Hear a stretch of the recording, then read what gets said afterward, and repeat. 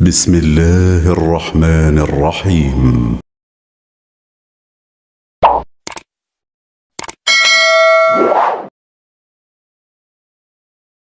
Warahmatullahi wabarakatuh. Alhamdulillahi rabbil alamin, wassalatu wassalamu ala rasulillahil karim, nabiyyina al-amin, sayyidina Muhammadin wa ala alihi wa sahbihi wa dhurriyyatihi wa ummatihi ila yaumiddin. Wa ba'du. Fa ya ibadallah, usi nafsi wa iyyakum bi taqwallahi faqad fazal muttaqun, fala tamutunna illa wa antum muslimun. Faqala ta'ala, ya ayyuhalladzina amanu taqullaha haqqa tuqatih wala tamutunna illa wa antum muslimun. Saudara-saudariku, berjumpa kembali dalam kajian Aqsa Al-Quran Sunnah Solution yang berusaha membahas kedalaman makna Al-Quran dan petunjuk-petunjuk yang bersumber dari Allah Subhanahu wa taala yang dijelaskan oleh Rasulullah sallallahu alaihi wasallam dan sampai kepada kita oleh para pewaris Nabi, yaitu para ulama-ulama yang kafabel di bidangnya. Alhamdulillah, kita kembali diberi kesempatan oleh Allah untuk melanjutkan kajian kita di malam Jumat ini. Kita bermohon kepada Allah semoga malam ini seluruhnya tanpa kecuali kita semua diberkahi oleh Allah Subhanahu wa taala, dirahmati, dimudahkan segala urusan kita, disembuhkan bagi yang sakit, dan semoga Allah berkenan mengangkat seluruh penyakit, wabah, dan apapun yang tengah kita hadapi, dan mudah-mudahan dengan itu semua kesabaran kita ditingkatkan, pahala kita digandakan, dan rahmat Allah serta ampunannya dilimpahkan kepada kita semua. Baik, seperti biasa kita memulai kajian kita dengan bermohon pada Allah Subhanahu wa taala. Mudah-mudahan siapapun hamba Allah, saudara-saudari kita yang sampai dengan malam hari ini belum bersyahadat, belum berislam, semoga dikuatkan jiwanya oleh Allah, mendapat bimbingan langsung ke kedalaman hatinya untuk mau bersyahadat sebelum ia wafat dan kembali kepada Allah Subhanahu wa taala, jauh ataupun dekat di antara kita. Saudara-saudariku, kita lanjutkan kajian kita. Telah sampai kita di ayat yang keempat, ya, surah Al-Baqarah.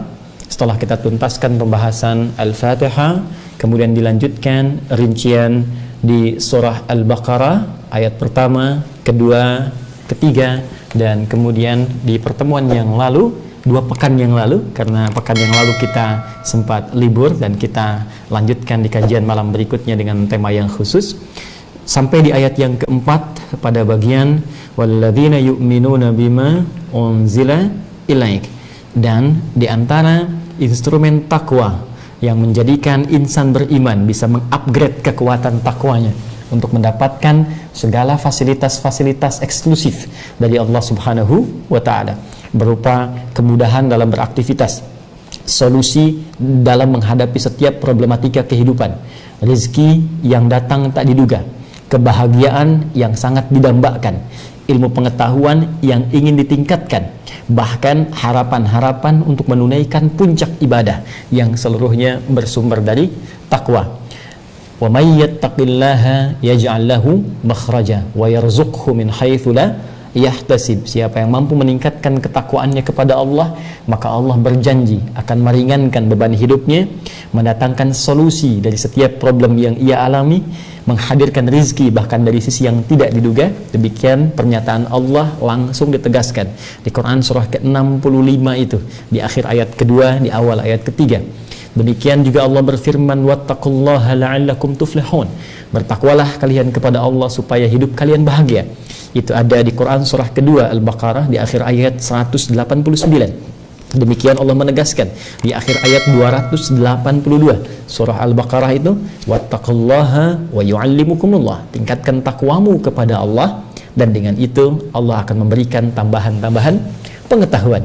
Pun demikian di musim haji, setiap orang menginginkan untuk berangkat menunaikan ibadah haji.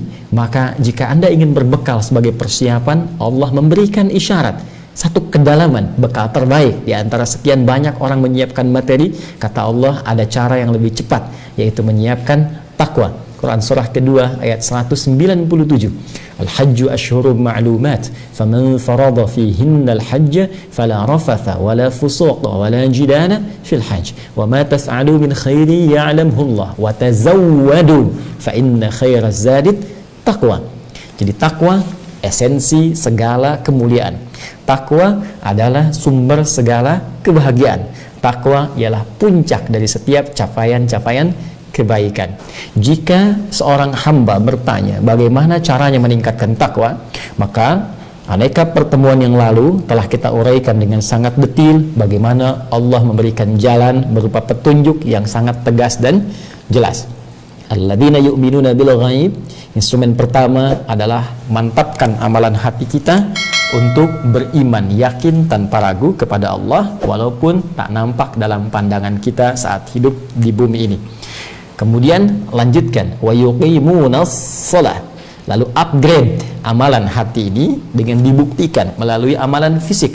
Tunaikan salat, dekati Allah ya melalui salat. Karena itu, orang-orang yang menunaikan salat dijanjikan oleh Allah mendapatkan solusi-solusi kemuliaan hidup. Seperti pernah kami uraikan di pertemuan yang lalu. Salat membuat seseorang jadi lebih baik. Quran surah ke-29 ayat 45. Terbebas dari dua sumber keburukan yaitu fahsya dan mungkar. Salat menghadirkan ketenangan dalam jiwa.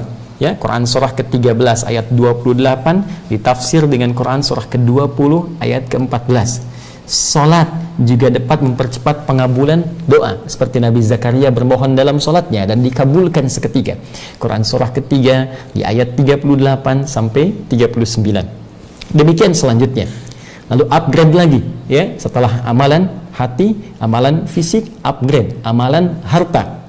Ya, dengan pahala yang berlipat luar biasa sampai minimal 700 kali lipat itu seperti disampaikan langsung oleh Allah di Quran surah kedua ayat 261. Dan untuk menunaikan ini semua baik amalan hati, amalan fisik, juga amalan harta, kita butuh petunjuk yang dengan petunjuk itu mendapatkan detailnya, mendapatkan keterangannya.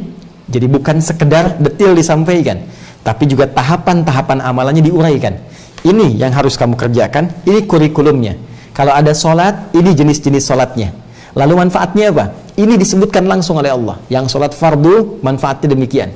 Yang sholat sunnah dari sholat malam sampai ke siang, itu dijelaskan bahkan sampai faidahnya, sampai keistimewaannya. Ini tahajud, keistimewaannya seperti ini. Ini sholat syuruk, keistimewaannya seperti ini. Ini menu sholat duha, keistimewaannya seperti ini. Demikian juga dengan kaidah amalan harta. Ada zakat, begini cara mengeluarkannya. Demikian golongan-golongan yang berhak menerimanya. Ini yang kamu dapatkan kalau kamu berzakat. Ini dampaknya kepada jiwamu, ini dampaknya kepada hartamu, ini dampaknya kepada akhiratmu.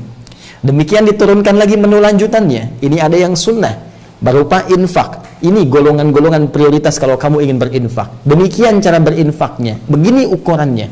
Sampai kemudian ada lagi turunan di bawah itu. Ada yang sedekah umum sifatnya. Semua dijelaskan dengan rinci di mana walladzina yu'minuna bima unzila ilaik.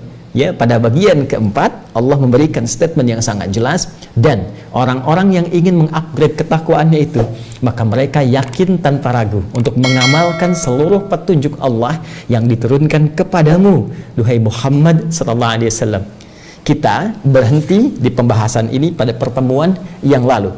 Segala yang diturunkan pada Rasulullah kita yakini, kita pahami. Yakin itu artinya bukan sekedar mengimani iya, namun iman butuh pembuktian. Iman butuh action langkah kita yang membuktikan keimanan kita itu ditunjukkan lewat amal. Amal ini yang menjadikan kita mengkaji semua yang diturunkan oleh Allah kepada Rasulullah berupa petunjuk. Ada Al-Quran. Kalau kita iman kepada Al-Quran, bukan sekedar diiyakan ini kitab bersumber dari Allah Subhanahu wa Ta'ala, wahyu disampaikan pada Rasulullah, tidak cukup sampai di situ. Ya, buktikan keimanan itu dengan berinteraksi bersama Al-Quran.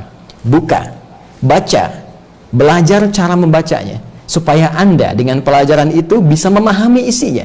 Dan dengan memahami itu, petakan berdasar kebutuhan hidup kita. Karena Quran sifatnya petunjuk. Baik, Anda sebagai anak, keluarkan ayat-ayat tentang anak. Anda sebagai suami, keluarkan ayat-ayat tentang suami. Anda sebagai istri, keluarkan ayat-ayat tentang istri, tentang ayah, tentang ibu, tentang kakek, tentang nenek. Pekerjaan Anda apa? Baik, Anda pengusaha, keluarkan ayat-ayat bisnis dalam Al-Quran. Baik, Anda seorang birokrat, diplomat, keluarkan ayat-ayatnya, bahkan komplit dengan contoh dan kisahnya ada.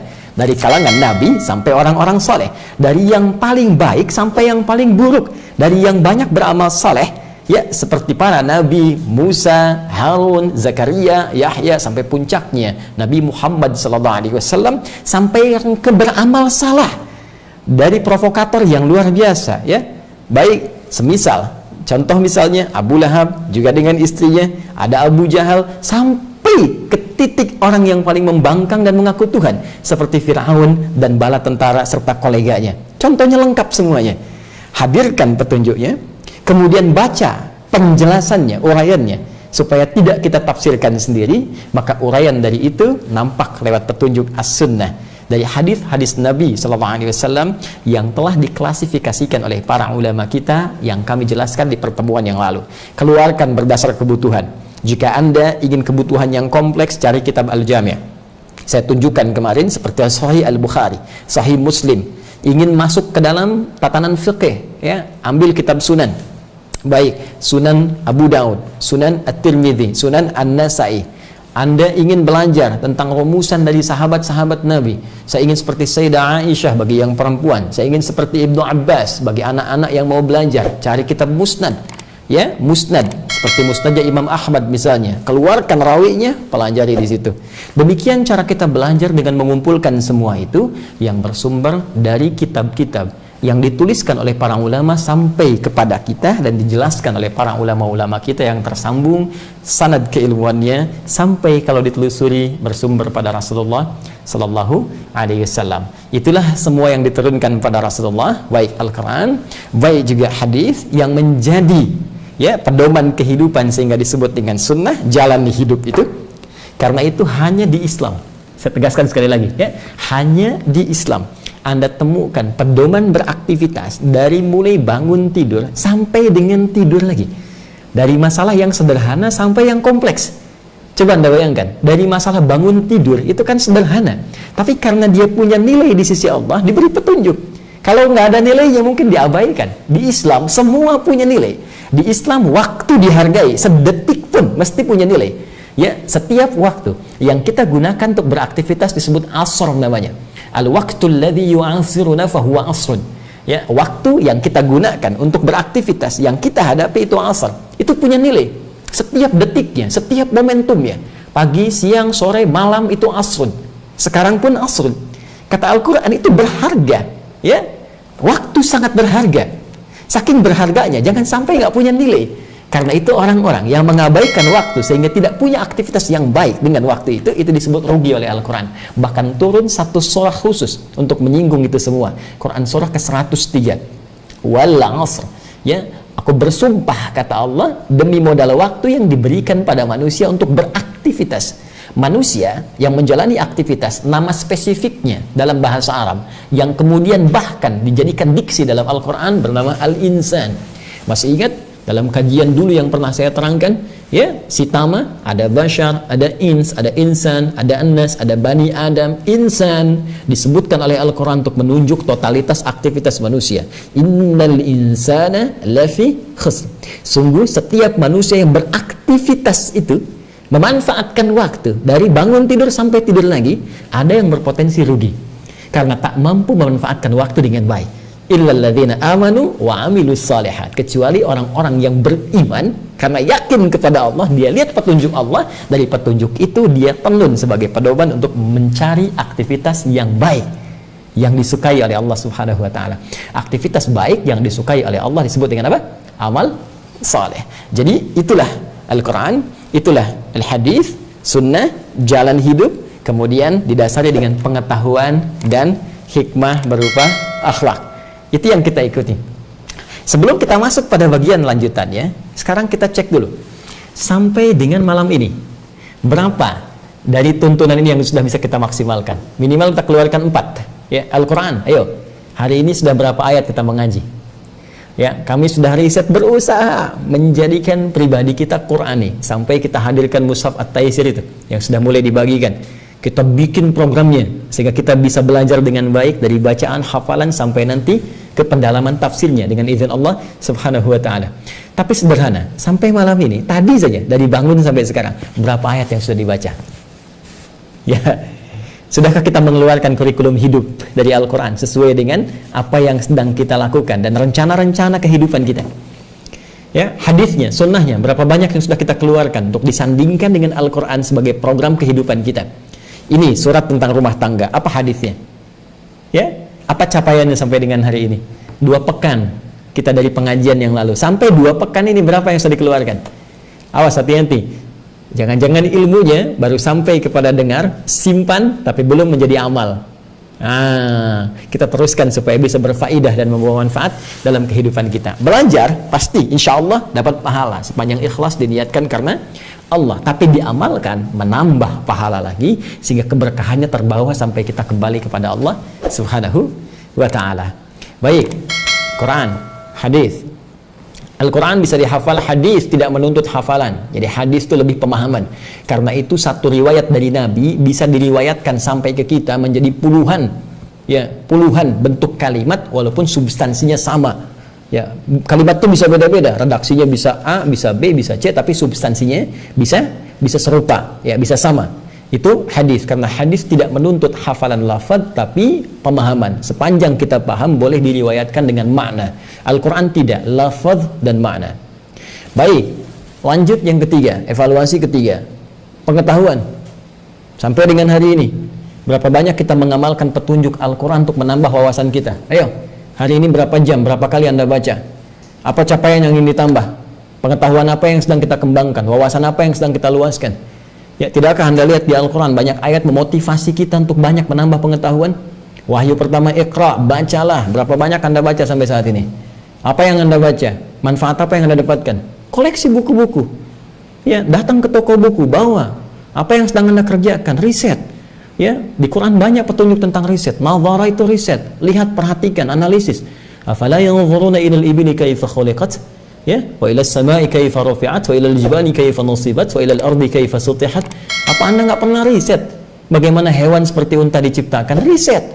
Ya, saya pernah katakan di pertanda kemarin kan, ya, unta itu luar biasa, baru satu di antara sekian makhluk Allah berupa hewan. Ya, punya selaput di matanya, bisa menembus badai, ya kan? Di Sahara itu begitu lewat badai santai aja lewat, yang lain mogok semua. Ya. Kemudian unta itu bisa punya satu khusus di temboloknya yang bisa menampung air sehingga sebulan bisa tahan nggak minum. Ya, unta depannya itu ada 2 tangan, belakangnya kemudian 2 kaki. Unta hewan yang sangat sensitif, unta sayang kepada anak-anaknya sehingga walaupun sedang dalam keadaan panas, kalau ingin memberikan susu kepada anaknya, dia akan mengeram dulu di air supaya panas itu menjadi hangat, teduh dan bisa diminum oleh anaknya dalam keadaan yang nyaman. Coba kita riset, terapkan. Bukankah unta disebut safinatus sakhra, kendaraan padang pasir, kendaraan yang tangguh? Kalau ingin punya kendaraan tangguh, maka coba Anda riset, siapkan mobil-mobil yang tahan badai, kapal-kapal tahan badai, yang kalau lewat itu tidak kemudian memberikan bahaya. Ya, itu cara merisetnya. Ya, unta diberi petunjuk, punya selaput, badai lewat, santai saja. Coba bikin yang seperti itu. Ya, baik di sivil, baik di militer, cari kendaraan taktis yang bisa melewati berbanyak medan dan sebagainya, ambil. Unta bisa punya sesuatu untuk menyimpan air, ya, di dalam temboloknya, sampai-sampai kemudian dia bisa simpan tahan selama sebulan. Bisa nggak Anda simpan itu? Anda bawa, Anda riset, misalnya menjadi tempat penampungan untuk bensin, ada mobil tahan bensin sebulan, ya. Nah, atau bisa menggunakan media yang lain, energi yang lain, pakai cahaya misalnya, atau dicas pakai baterai tahan sebulan, itu kan kita bisa bawa. Ya, jangan fokus ke untanya. Ya, sampai-sampai jadi candaan gitu kan? Tidak. Ya, lihat bagaimana kita bisa mengambil ibrah. Ya, ibrah, pelajaran-pelajaran di balik isyarat-isyarat yang bisa ditangkap. Itu baru satu. Di Quran ada tentang astronomi, ada tentang macam-macam riset. Karena itu Islam itu sangat mensupport pada pengembangan wawasan dan pengetahuan. Kalau berislam benar pasti pintar-pintar itu. Ya, kalau nggak percaya silakan Anda cek di masa keemasan dulu. Sejak risalah Islam dibawa, Nabi Muhammad SAW mengajarkannya sesuai petunjuk Allah. Perhatikan, bukankah mengangkat masyarakat dari kegelapan, dari kehilangan peradaban, dari tanpa titik nadir keburukan, tanpa pengetahuan, tiba-tiba terangkat menjadi mercusuar dalam segala bidang kebaikan, akhlak, adab, pengetahuan, sehingga disebut peradaban. Ya, Islam punya peradaban, dibawa ke Spanyol, peradaban Spanyol, dibawa ke Persia, peradaban Islam di Baghdad, di Irak, itu luar biasa. Dan semua pintar-pintar. Silahkan cek. Yang menemukan jam pasir, yang menemukan aljabar, kan? Ya, yang membuat satu modifikasi sayap pesawat terbang dan sebagainya. Itu banyak orang Islam. Jadi berislam bukan sekedar bicara bagaimana benarnya ibadah. Berislam berbicara tentang dalamnya pengetahuan dan luasnya wawasan yang kita miliki. Ayo, jadi kalau ada orang Islam sekarang belum pintar, artinya ada yang belum sempurna dalam keislamannya, dalam tanda petik, ya. Artinya boleh jadi ada yang berusaha kemudian menjadikan berislam itu parsial saja. Udah Islam di masjid aja, ya. Islam sholat saja. Tidak begitu, kawan. Ya, cara memahami Islam itu komprehensif, kafah. Ya ayyuhalladzina amanu, hai semua orang yang beriman, kata Allah, yang sudah masuk Islam. Kalau sudah amanu, sudah masuk Islam. Udkhulu fis-silmi kafah. Kalau sudah masuk Islam, maka nilai-nilai keislaman itu praktekkan secara total sesuai kemampuan kita. Itu Al-Baqarah ayat 208. Jadi bukan cuma sholat yang khusyuk kita pikirkan, tapi bagaimana fokus dalam pelajaran kita maksimalkan. Riset. Hei anak-anakku, adik-adikku, teman-teman, saudara-saudariku yang belajar dari mulai tingkat yang rendah, ya, dari tatanan paling dasar di SD atau TK sebelumnya, SD sampai dengan ke atasnya SMP, SMA, apalagi di perkuliahan. Ayo serius kalau Anda muslim, ya, yang benar belajarnya, fokus. Bahkan di Quran itu ayat-ayat belajar disebutkan dengan pemahaman, bukan sekedar tahu, ya. Silahkan kalau Anda mau cek misalnya semua kalimat-kalimat belajar yang dikontekskan dengan konsepsi agama, ad-din, itu menggunakan kata fiqh. Quran surah ke-9 ayat 122. Wa ma kanal mu'minuna liyanfiru kaffah falawla nafara min kulli firqatin minhum ta'ifah liyatafaqahu fid din. Ya, tidaklah semua orang beriman itu, kata Allah, berjuang semua ke medan perang jika ada tuntutannya. Mesti ada sebagian mereka yang fokus mendalami pengetahuan, ya, untuk mensupport kepentingan agamanya demi memberikan nilai kemaslahatan dalam kehidupan dunia dan akhiratnya. Yang paling menarik ketika akan mendalami pengetahuan itu, kalimatnya menggunakan turunan kata fiqh. Tafaqqaha yatafaqqahu, artinya berusaha untuk paham. Jadi pelajar muslim itu tidak disukai oleh Al-Quran hanya sekedar baca, tahu, tidak, pahami. Ya, Anda belajar fisika bukan cuma dihafal rumus-rumusnya. S sama dengan V kali T, mencari VS dibagi T, mencari TS dibagi V, hanya untuk mengetahui hukum jarak, kecepatan, dan waktu. Tidak.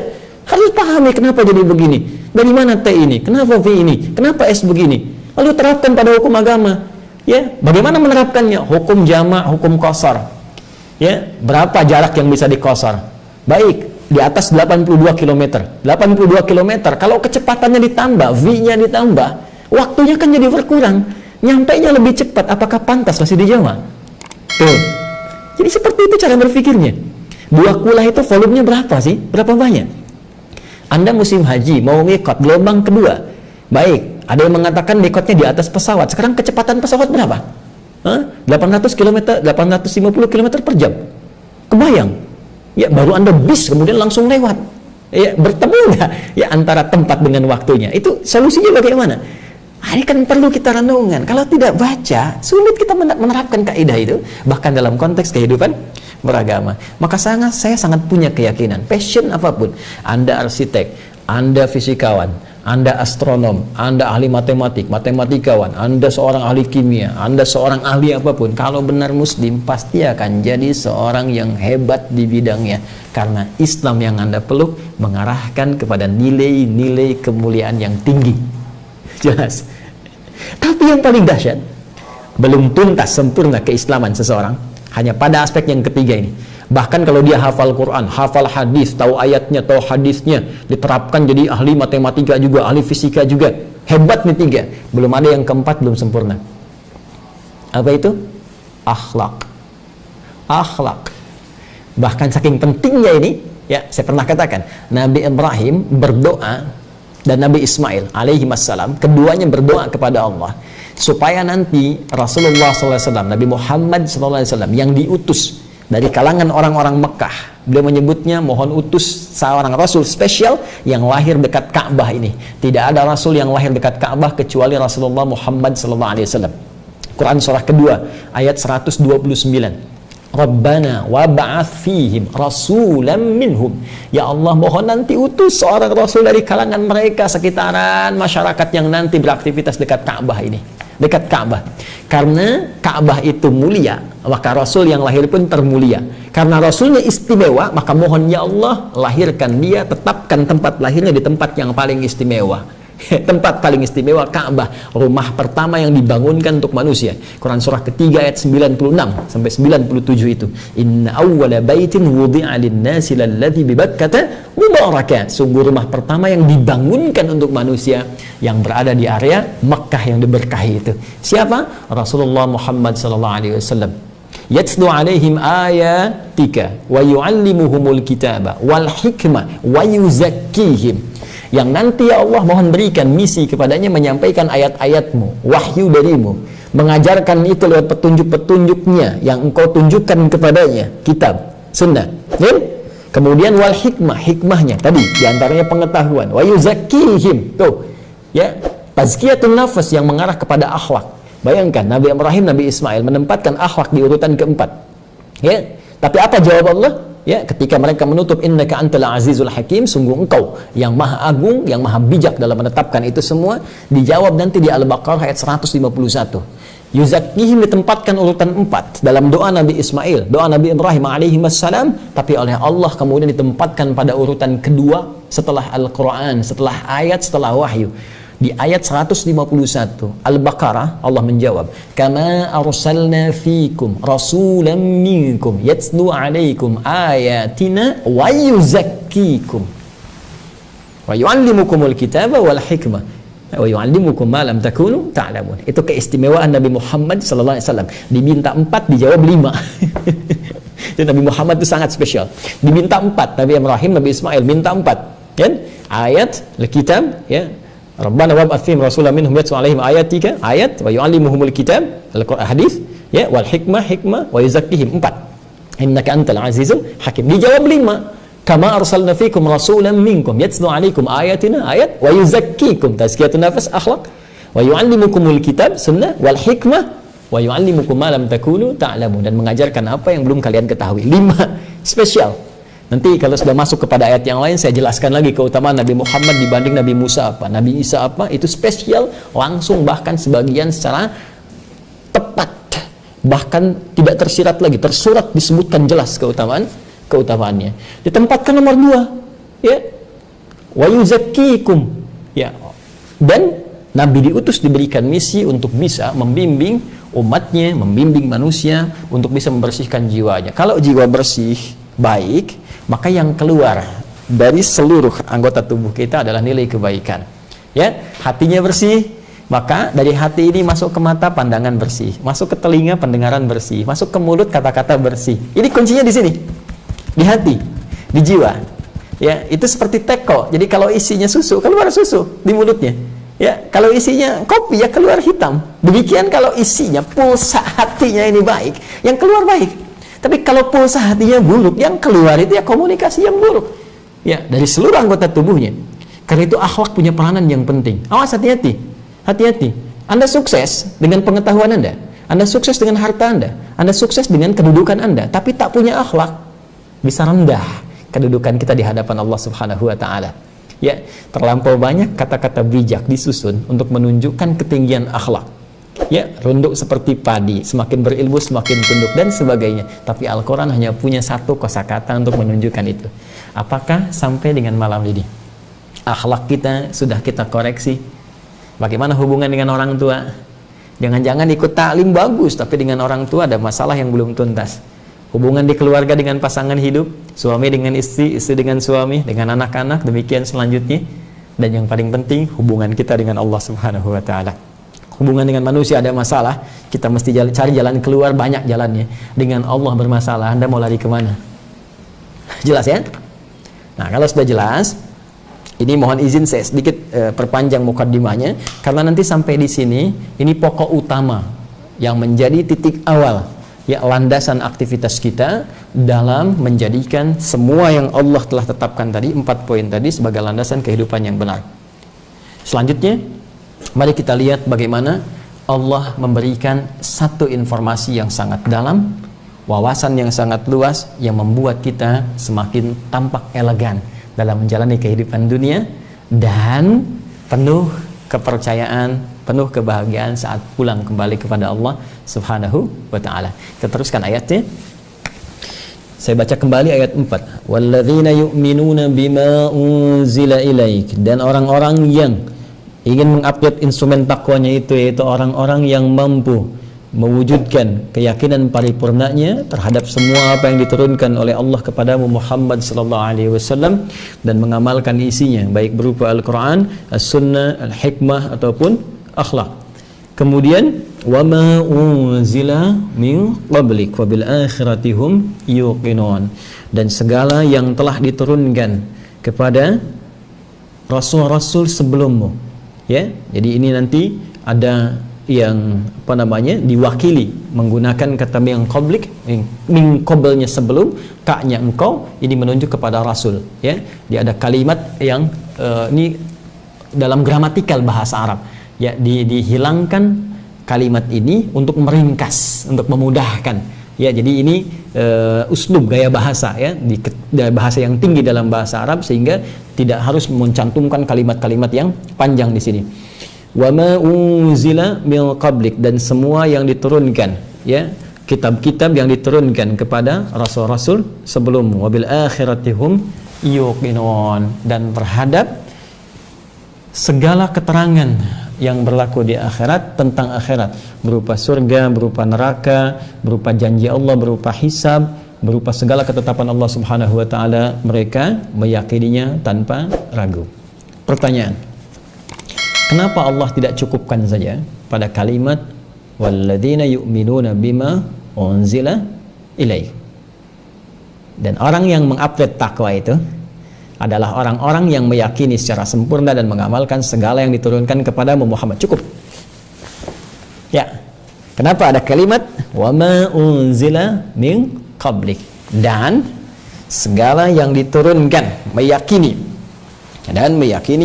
segala yang diturunkan kepada rasul-rasul sebelum engkau. Saya tuliskan dulu, ya, supaya kita memahami dengan baik. Lihat sini. Bismillah. Ini walladzina yu'minuna, kan, bima unzila ilaik, ya, unzila ilaik, walladzina yu'minuna bima unzila ilaik, ya. Kenapa tidak dicukupkan sampai sini? Ya.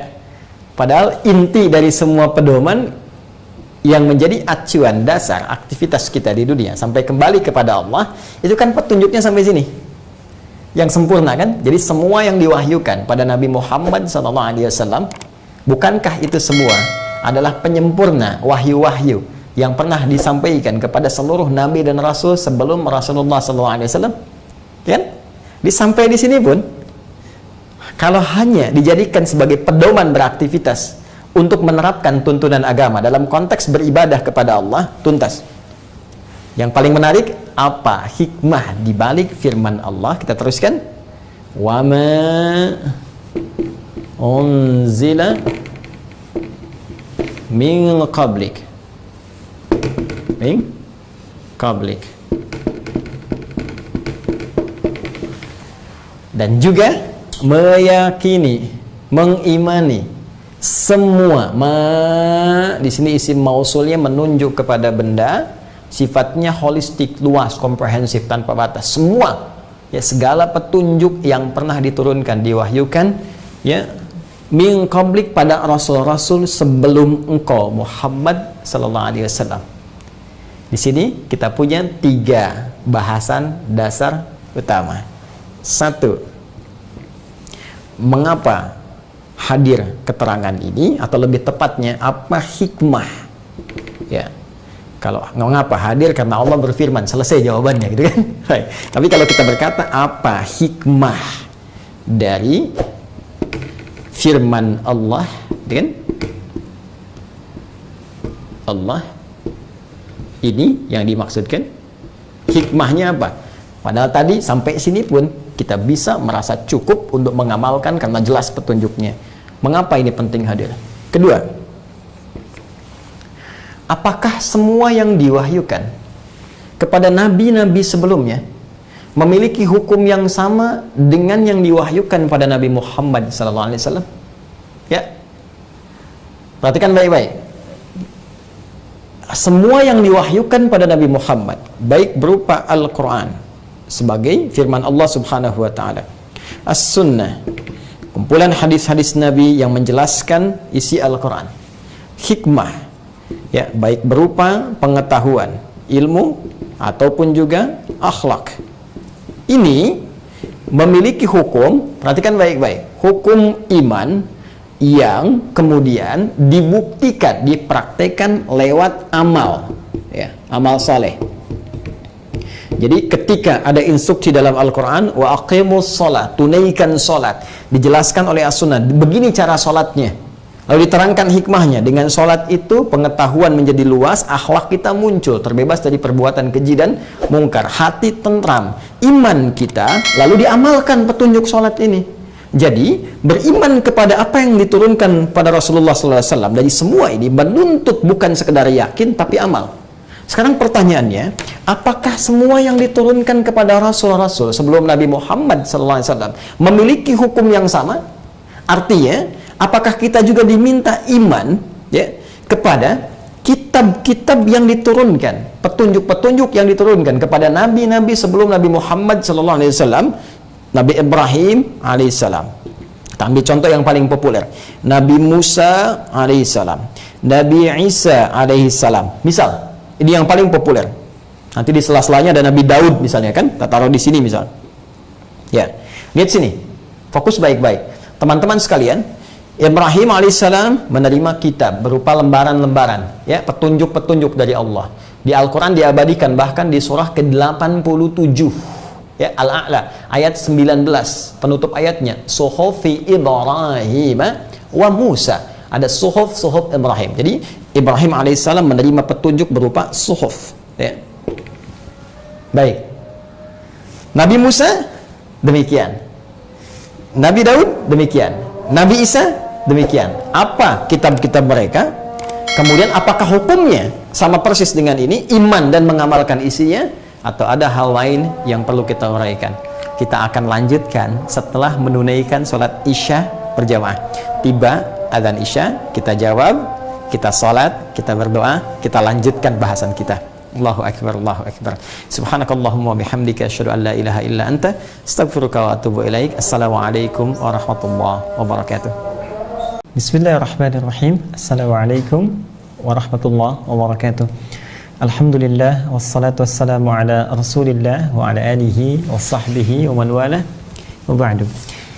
Saudara-saudariku, kita telah menunaikan salat Isya berjamaah waktu Indonesia bagian barat. Semoga Allah Subhanahu wa taala berkenan menerima salat yang telah kita tunaikan, tentunya beserta amalan-amalan sunnah yang mengiringinya. Demikian kita juga berdoa kepada Allah dan meminta kepada rekan-rekan yang di wilayahnya belum masuk waktu Isya dan saat ini tersambung bersama kami, karena boleh jadi bukan hanya yang di Indonesia tapi juga ada yang di luar negeri yang tersambung pada acara kita saat ini. Semoga diberikan kemudahan untuk menunaikan sholat Isya berjamaah dan ditunaikan dengan penuh kesungguhan dan kekhusyuan. Baik, kita lanjutkan bahasan kita. Telah kita uraikan dalam penjelasan firman Allah Subhanahu wa taala. Setelah Allah berfirman, walladzina yu'minuna bima unzila ilaik, dan orang-orang yang mau mengupgrade instrumen takwanya, ya, tidak hanya pada amalan hatinya, namun juga diwujudkan dengan amalan fisiknya, ditopang dengan amalan hartanya. Lantas mereka kemudian menjadikan seluruh pedoman hidupnya mengacu pada semua petunjuk yang Allah turunkan kepada Rasulullah Muhammad SAW, baik berupa Al-Quran, hadis-hadis beliau yang menjadi pegangan hidup kita dan jadi tuntunan yang diikuti berupa sunnah, juga hikmah yang berdasar pada pengetahuan dan akhlak. Setelah itu Allah Subhanahu wa taala menginformasikan kepada kita semua tentang satu hal yang tidak kalah penting untuk disikapi dalam konteks menunaikan takwa ini. Akan ada turunan-turunan yang harus kita sikapi dan kita hadapi. Apa itu? Allah kemudian meneruskan firman-Nya, wa ma unzila min qablik, dan seluruh kitab-kitab, pedoman-pedoman, petunjuk-petunjuk yang seluruhnya diturunkan kepada rasul-rasul sebelum engkau, duhai Muhammad sallallahu alaihi wasallam.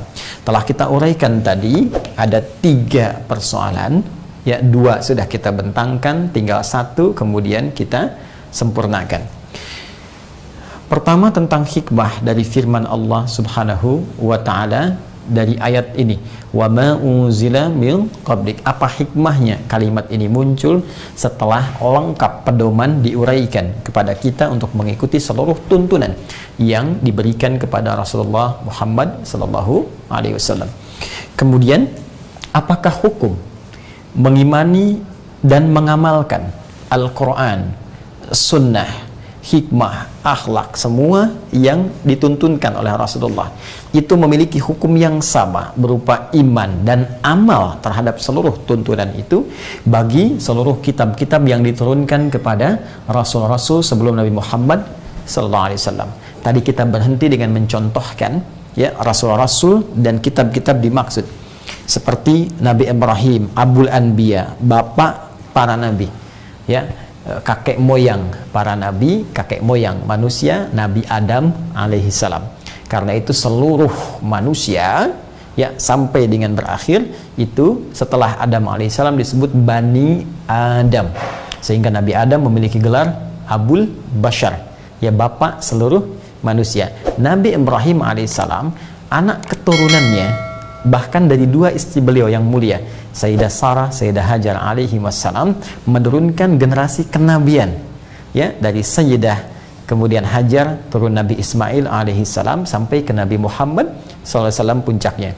Dari Sayyidah Sarah alaihissalam turun kemudian Nabi Ishaq ya alaihissalam, kemudian Yaqub, Yusuf, sampai nanti puncaknya ke Nabi Isa alaihissalam. Karena keturunan beliau ini banyak yang menjadi nabi dan rasul, maka beliau disebut Abul Anbiya. Oke? Ini nanti menarik, di dalam Al-Quran diberikan kemudian pilihan yang sangat istimewa sebagai apresiasi baik kepada Adam alaihissalam yang menurunkan manusia-manusia dan banyak yang istimewa ya, pun demikian Nabi Ibrahim alaihissalam yang menurunkan keturunan-keturunan istimewa. Nanti dikumpulkan di surah Ali Imran, surah ketiga ayat 33, paling kiri agak sedikit ke atas di mushaf standar, ketika Allah berfirman, innallaha astafa Adam, ya tunggal, sungguh Allah telah memilih Nabi Adam alaihissalam sebagai manusia yang istimewa, Abul Bashar, wa Nuha, dan Nabi Nuh rasul pertama ya. Tapi ketika masuk Nabi Ibrahim, wa ala Ibrahim, dan keluarga besar Ibrahim alaihissalam. Jadi yang pertama Nabi Adam tunggal sebagai nabi, bukan rasul karena belum ada umat pada saat itu. Nuh alaihissalam tunggal, rasul. Kenapa tunggal? Karena keluarga besar Nabi Nuh alaihissalam itu punya persoalan tersendiri, istrinya bermasalah, di antara putranya bermasalah, sehingga Nabi Nuh hanya tunggal disebutkan. Nabi Ibrahim dengan keluarga, karena tadi keturunannya sebagian besar menjadi nabi, Abul Anbiya, maka Allah mengatakan wa ala Ibrahim. Dan selain itu ada yang bukan nabi, bukan rasul, tapi berhasil membimbing keluarga besarnya sehingga punya keistimewaan di sisi Allah. Bahkan di antara keturunannya ada yang menjadi nabi dan rasul, yaitu keluarga besar Imran. Imran menikah dengan Hannah, melahirkan Maryam, kemudian melahirkan Isa alaihissalam dari rahim Maryam alaihissalam. Dan disebutlah kemudian wa ala Imrana alal alawin. Mereka contoh teladan bagi kita bagaimana menata keluarga sehingga menjadi manusia istimewa di hadapan Allah. Nanti puncak petunjuknya ada di keturunan Nabi Ibrahim dari jalur Nabi Ismail, yaitu Nabi Muhammad sallallahu alaihi wasallam. Baik, kembali ke sini. Nabi Ibrahim mendapat petunjuk dari Allah berupa suhuf. Dalilnya ditemukan di Al-Quran surah ke-87 ya, Al-A'la ayat 19 ya, suhufi Ibrahim wa Musa, Ya, kemudian kami berikan kepada Nabi Ibrahim alaihissalam suhuf berupa lembaran-lembaran yang di situ berisi petunjuk-petunjuk kenabian, kerasulan untuk bimbingan kepada umat beliau. Ya. Kemudian Nabi Musa alaihissalam, ya, suhuf Ibrahim wa Musa. Nabi Musa pun diberikan oleh Allah petunjuk-petunjuk, ya, berupa suhuf-suhuf yang bisa disatukan sehingga menjadi bacaan tersendiri berupa instruksi-instruksi, perintah-perintah dari Allah Subhanahu wa taala. Ini penekanannya bahkan langsung disebutkan oleh Allah misalnya di Quran surah ke-17. Ya. Quran surah ke-17 ayat kedua. Wa ataina Musal kitaba wa ja'alnahu hudal li bani Israil. Dan kami berikan kepada Musa alaihissalam al-kitab, petunjuk, ya, pedoman yang dispesifikasikan khusus untuk umatnya dari kalangan Bani Israel. Jadi hanya Bani Israel saja, spesifik, regional, ada di region itu saja, tidak keluar. Baik, nama kitabnya apa? Kita temukan di Quran misalnya surah ketiga Ali Imran ayat yang ketiga. Nazzala 'alaikal kitaba bil haqq musaddiqan lima baina yadayhi wa anzalat taurata wal injil. Taurat, ya, disebut dengan apa? Taurat. Nabi Musa alaihissalam punya kitab namanya Taurat. Baik. Artinya ajaran, petunjuk, hukum, syariat, ya, Taurat. Nabi Daud alaihissalam, ya, punya kitab sangat populer, ya, Zabur, masih ingat ya? Kitab beliau Zabur. Di Al-Qur'an apakah ada, Ustaz? Ada, ya. Kita cek misalnya di akhir ayat 163. Surah keempat An-Nisa, surah keempat akhir ayat 163. Ya, Allah berfirman, wa ataina Dauda Zabura. Ya, kemudian kami berikan kepada Daud alaihissalam kitab Zabura. Nabi Isa alaihissalam diberi kitab, ya, oleh Allah Subhanahu wa taala. Bahkan Nabi Isa pun diabadikan oleh Al-Qur'an mendeklarasikan beliau hamba dengan izin Allah. Itu mukjizat sebagai penunjuk kerasulannya, sebagai tanda kenabiannya. Qala, langsung bayi itu menjawab, inni Abdullah, aku adalah hamba Allah. Ataniyal kitaba wa ja'alani nabiyya. Allah memberikan aku alkitab, petunjuk, ya, yang dengan petunjuk itu nanti akan membimbing umatku, ya, umat Nabi Isa alaihissalam dari kalangan Bani Israel. Jadi kelompoknya terbatas juga, kalangan Bani Israel. Wa ja'alani nabiyya, dan menjadikan aku seorang nabi. Kitabnya itu disebut dengan apa? Injil. Tadi disandingkan dengan Taurat di Quran surah ketiga Ali Imran ayat ke-3, ya, musaddiqan lima baina yadayhi wa anzalat taurata wal injil. Jadi di sini ada Injil. Baik, jadi kita temukan teman-teman sekalian, ada suhuf Ibrahim, ada Nabi Musa punya Taurat, Nabi Daud punya Zabur, Nabi Isa alaihissalam punya Injil. Persoalannya, apakah semua kitab-kitab ini yang diturunkan kepada nabi-nabi mulia ini sebelum Nabi Muhammad SAW dengan keterangan firman Allah dimaksud ini, apakah semuanya memiliki hukum yang sama terhadap kita dengan Al-Quran, ya, terhadap iman kita dengan Al-Quran, yaitu beriman dan mengamalkannya, atau punya hukum yang berbeda, kan? Ya, nanti kita akan bahas, ya. Dan persoalan ketiga adalah terkait persoalan sikap, ya, yang harus ditempuh setiap muslim terkait dengan isi dan penganut kitab-kitab ini jika memang masih ditemukan di muka bumi. Seperti apa sikapnya? Ya, seperti apa kemudian Al-Quran memberikan pandangan, dan di situ nanti kita akan lihat keindahannya. Yuk kita mulai. Bismillah. Sabar ya. Jadi kita di sini mulai inti bahasannya. Mohon izin saya menghapus ini dulu. Bismillah. Baik, pelan-pelan tarik nafas dulu. Ambil mushaf nanti untuk mencocokkan apa yang kita bahas, teman-teman sekalian. Baik, satu-satu. Apa hikmah dari firman Allah, wa ma unzila min qablik, dan juga pada seluruh kitab-kitab yang telah diturunkan kepada rasul-rasul sebelum engkau Muhammad sallallahu alaihi wasallam. Saya ingin berikan gambaran dulu teman-teman sekalian supaya paham maksud dengan ayat ini. Nabi Muhammad sallallahu alaihi wasallam ketika ditetapkan oleh Allah menjadi nabi dan rasul, lalu diberikan bimbingan oleh Allah berupa wahyu, petunjuk, dan kemampuan untuk menerangkan lewat hadis, sunnah, juga tambahan pengetahuan baik hikmah ya yang berupa wawasan yang luas, pengetahuan dari Allah, juga akhlak, untuk digunakan seluruh petunjuk itu berdakwah pada dua objek utama. Fokus baik-baik. Golongan pertama adalah golongan yang dikategorikan oleh Al-Quran sebagai golongan penganut kepercayaan, keyakinan yang tidak bersumber dari petunjuk-petunjuk langit.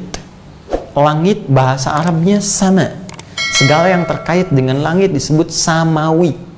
Ya, samawi, samawiyun, yang terkait dengan langit. Kepercayaan, keyakinan ya disebut dengan agama oleh kita. Sehingga ada istilah agama samawi. Lawan dari samawi itu araldi, agama yang dibuat-buat di bumi, keyakinan-keyakinan. Ya, rumusan-rumusan keyakinan, rumusan-rumusan yang ditaati, tapi bukan bersumber dari petunjuk langit, yang tidak diturunkan lewat petunjuk para nabi dan rasul. Jadi nggak ada nabinya, nggak ada rasulnya, dibikin-bikin jadi keyakinan, diikuti, diyakini, dan menjadi sikap dalam kehidupannya. Itu agama arbi. Jadi ada objek kepercayaan ini, ada objek keyakinan yang bukan samawi. Saya tuliskan sifatnya ardi. Ya. Animisme, dinamisme, politeisme, ya, ateisme dan sebagainya, ini masuk pada kategori ini. Ya. Jelas. Redaksinya di Al-Quran itu diungkapkan dengan dua diksi utama. Jadi ada diksi menggunakan kata musyrik, ya, ada diksi menggunakan kata kafir pada bentuk terhalangnya. Nanti saya terangkan kalimat-kalimat ini sehingga betul-betul dipahami dengan baik. Jadi ada segelintir yang tidak memahami diksi ini sehingga kemudian salah mengambil sikap seakan-akan sikap ini adalah sikap-sikap yang kasar, sehingga menuduh di Al-Quran ada bahasa-bahasa yang kasar. Padahal kalau kita kembali kepada makna Al-Quran dengan ilmunya, kita temukan betapa lembutnya Al-Quran menerangkan kepada kita semua, dan sangat rasional apa yang diterangkan itu. Ya, ada redaksi nanti musyrik, ya, ada redaksi kafir atau kufar. Ya, kufar saya ambil jamaknya saja. Ya, ya, nanti ada kafir, ada kafar, ada kufar. Baik, fokus baik-baik, karena itu kita dengar istilah di Mekah itu dulu berkumpul ada orang musyrik Mekah, ada orang kufar Mekah. Yang dimaksud di sini objek pertamanya adalah golongan yang percaya. Ini kepercayaan golongan pertama, ya, golongan pertama yang bukan mengimani aspek-aspek keyakinan yang berasal dari sumber samawi dengan diutusnya para nabi, para rasul dengan membawa petunjuk-petunjuk yang dimaksudkan. Ini bagian pertama. Maka objek pertama ini juga menjadi objek dakwah pertama Rasulullah Sallallahu Alaihi Wasallam langsung, ya, bahkan di tempat kelahiran beliau, di sekitaran beliau. Itu yang seringkali diungkap oleh Al-Quran, bagaimana sikap-sikapnya Abu Lahab, bagaimana sikap-sikapnya Abu Jahal. Demikian orang-orang musyrik dan kufar dari lingkungan masyarakat Quraisy khususnya pada saat itu dan sekitaran-sekitaran kabilah lainnya. Ini kelompok pertama. Kelompok yang kedua, ini umumnya didapatkan di Madinah secara umum, ya, terutama saat Nabi Sallallahu Alaihi Wasallam hijrah dari Makkah ke Yathrib. Ya, ini tantangan pertama dihadapi 13 tahun selama di Makkah. Kemudian ketika hijrah ke Yathrib yang kelak menjadi Al-Madinah Al-Munawwarah, ada objek yang kedua, ya, dari kepercayaan, dari keyakinan, dari ad-din atau agama yang mereka duga sebagai ad-din, ya, agama yang dinisbatkan sumbernya dibawa oleh rasul-rasul, dibawa oleh nabi-nabi. Dan tidak tanggung-tanggung, nabi-nabi yang disebutkan sangat familiar dari nabi-nabi yang disebutkan Al-Quran. Jadikan referensi sebagai keislaman yang benar, keyakinan yang benar, membawa din yang benar. Disebutkan bersumber dari Nabi Musa alaihissalam, Nabi Isa alaihissalam, Nabi Ibrahim alaihissalam. Bukankah mereka rasul-rasul yang diutus oleh Allah Subhanahu wa ta'ala? dengan membawa pesan-pesan langit, pesan-pesan Rabbani, sehingga dinisbatkanlah kemudian ini dengan nama agama samawi. Ya. Perhatikan. Untuk yang kedua ini, fokus baik-baik. Al-Quran bahkan memberikan panggilan spesifik pada saat itu dengan redaksi Ahlul Kitab. Ya Ahlul Kitab, ya Ahlul Kitab. Tenang, pelan-pelan. Ahlul Kitab. Fokus. Baik, lihat baik-baik. Ada satu hal yang sangat indah sekali. Ya, ketika Nabi Muhammad SAW hijrah ke Yathrib, kelak menjadi Al-Madinah Al-Munawwarah, di situ kan sudah ada Yahudi, di situ sudah ada Nasrani, ya, ada Yahudi, ada Nasrani. Dua aspek besar ini, dua objek dakwah besar ini masuk pada lingkaran yang kedua ini, samawi. Ya, karena menisbatkan ajaran mereka kepada Nabi Musa alaihissalam, kepada Nabi Isa alaihissalam, yang juga bahkan disebutkan sumbernya kepada Nabi Ibrahim alaihissalam. Ya, dan mereka bukankah mendapatkan kitab dari Allah Subhanahu wa taala? Mendapatkan petunjuk dari Allah Subhanahu wa taala. Karena itulah satu hal yang sangat luar biasa, Al-Quran ketika mendakwahi golongan yang kedua ini dari kalangan Yahudi, kalangan Nasrani khususnya, itu datang membawa nilai toleransi yang sangat tinggi. Apa yang disebutkan? Quran tidak menyebut mereka dengan kalimat-kalimat yang kasar. Quran tidak menyebut mereka dengan kalimat-kalimat yang buruk, tapi yang indah, ya ahlal kitab. Hai orang-orang yang menisbatkan ajarannya kepada Nabi Isa, Nabi Musa, Nabi Ibrahim alaihissalam, yang diberikan kitab mereka itu oleh Allah Subhanahu wa taala. Kalau memang benar dari mereka, Nabi Musa alaihissalam, Nabi Isa alaihissalam, Nabi Ibrahim alaihissalam, kami juga mengimani mereka. Karena mereka keturunan awal dari Nabi Muhammad SAW. Jadi datang membawa nilai-nilai toleransi dalam berinteraksi, membawa nilai-nilai pluralitas, bukan pluralisme. Ya, awas, nilai-nilai toleransi, nilai-nilai pergaulan yang terbuka, nilai-nilai kasih untuk persaudaraan dalam konteks kehidupan bermuamalah. Karena itu, tak pernah Anda dapati Nabi datang SAW ke kota Yathrib, kelak jadi Al-Madinah Al-Munawwarah, tiba-tiba langsung ngajak musuhan sama Yahudi, tidak. Ngajak musuhan sama Nasrani, tidak. Bisa hidup berdampingan, bisa nyaman, bisa bertukar pikiran, bahkan ada pinjam-meminjam, ada muamalah, ya. Ada interaksi dagang, interaksi bisnis, ada. Kadang minjam pada Yahudi, kadang terlibat transaksi nanti orang Islam dengan Nasrani, biasa saja. Ya, kapan persoalan muncul? Ketika ada pelanggaran-pelanggaran kesepakatan. Ya, kemudian Yahudi melakukan agresi, ya, ada pelanggaran kesepakatan. Demikian pula orang Islam bisa tinggal dengan orang Nasrani dimanapun. Di Spanyol dulu pernah tinggal lama berabad-abad. Kapan ada persoalan? Ketika Isabella dengan Ferdinand menyatu melakukan agresi, jadi persoalan. Jadi sesungguhnya apa yang ingin ditampilkan oleh Islam adalah sangat indah, sangat luar biasa. Even itu di Indonesia. Jikalau Anda bertetangga dengan orang Kristen, Anda bertetangga dengan Nasrani, bertetangga dengan Yahudi, bahkan bertetangga dengan Hindu, bertetangga dengan Buddha, itu biasa saja. Kita bisa saling bersaudara dalam nilai-nilai kemanusiaan, ya, bisa berbisnis seperti Nabi dulu berbisnis, berniaga, ya, nggak ada masalah di sini. Ya, Anda pakai Facebook, Anda sekarang gunakan Instagram, gunakan YouTube, itu yang kelola siapa? Ya kan? Jadi kalau dalam konteks bermuamalah, silahkan. Tapi yang paling indah, perhatikan baik-baik. Ketika Allah Subhanahu wa taala menjelaskan kalimat wa ma unzila min qablik, dan kalian mengimani, meyakini semua yang diturunkan kepada nabi-nabi sebelum Muhammad SAW, maka Al-Quran pertama ingin membangun jembatan toleransi dan pembuka awal penyadaran. Jika kalian yakin pada Musa, yakin pada Isa, yakin pada Ibrahim, maka kami pun mengimani mereka. Jelas sampai sini? Baik, kalau gitu kita saudara dong. Saudara dalam usul. Dan sesama saudara, ini lihat keindahannya. Sesama saudara, bukankah kita harus saling memperhatikan? Mengarahkan pada kebaikan. Ya, kita tidak ingin saudara itu kemudian jatuh dalam keburukan. Kita tidak ingin saudara kita itu kemudian terperangkap dalam kesalahan. Kita tidak ingin saudara kita mengalami bahaya. Anda punya saudara, apakah Anda tega membiarkan saudara Anda mengalami kecelakaan? Kan tidak. Ya, kecelakaan di dunia kita jaga-jaga, apalagi kecelakaan di akhirat. Karena itu, ketika ada orang-orang yang mengatakan kami sumbernya dari Nabi Ibrahim, kami sumbernya dari Nabi Musa alaihissalam, kami sumbernya dari Nabi Isa, sama, itu keturunan Nabi kami Muhammad sallallahu alaihi wasallam. Kalau gitu, kita ada titik persamaan.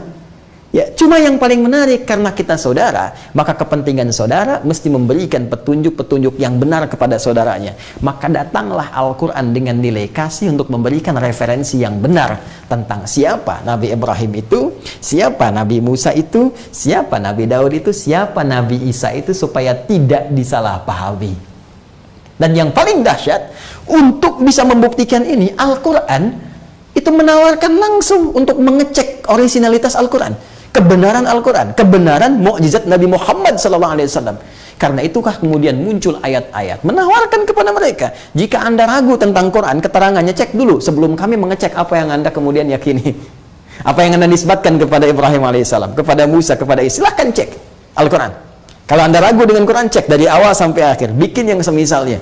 Ya, silahkan Anda urutkan. Bahkan tercatat banyak pada saat itu orang-orang Yahudi menguji kenabian Nabi Muhammad SAW.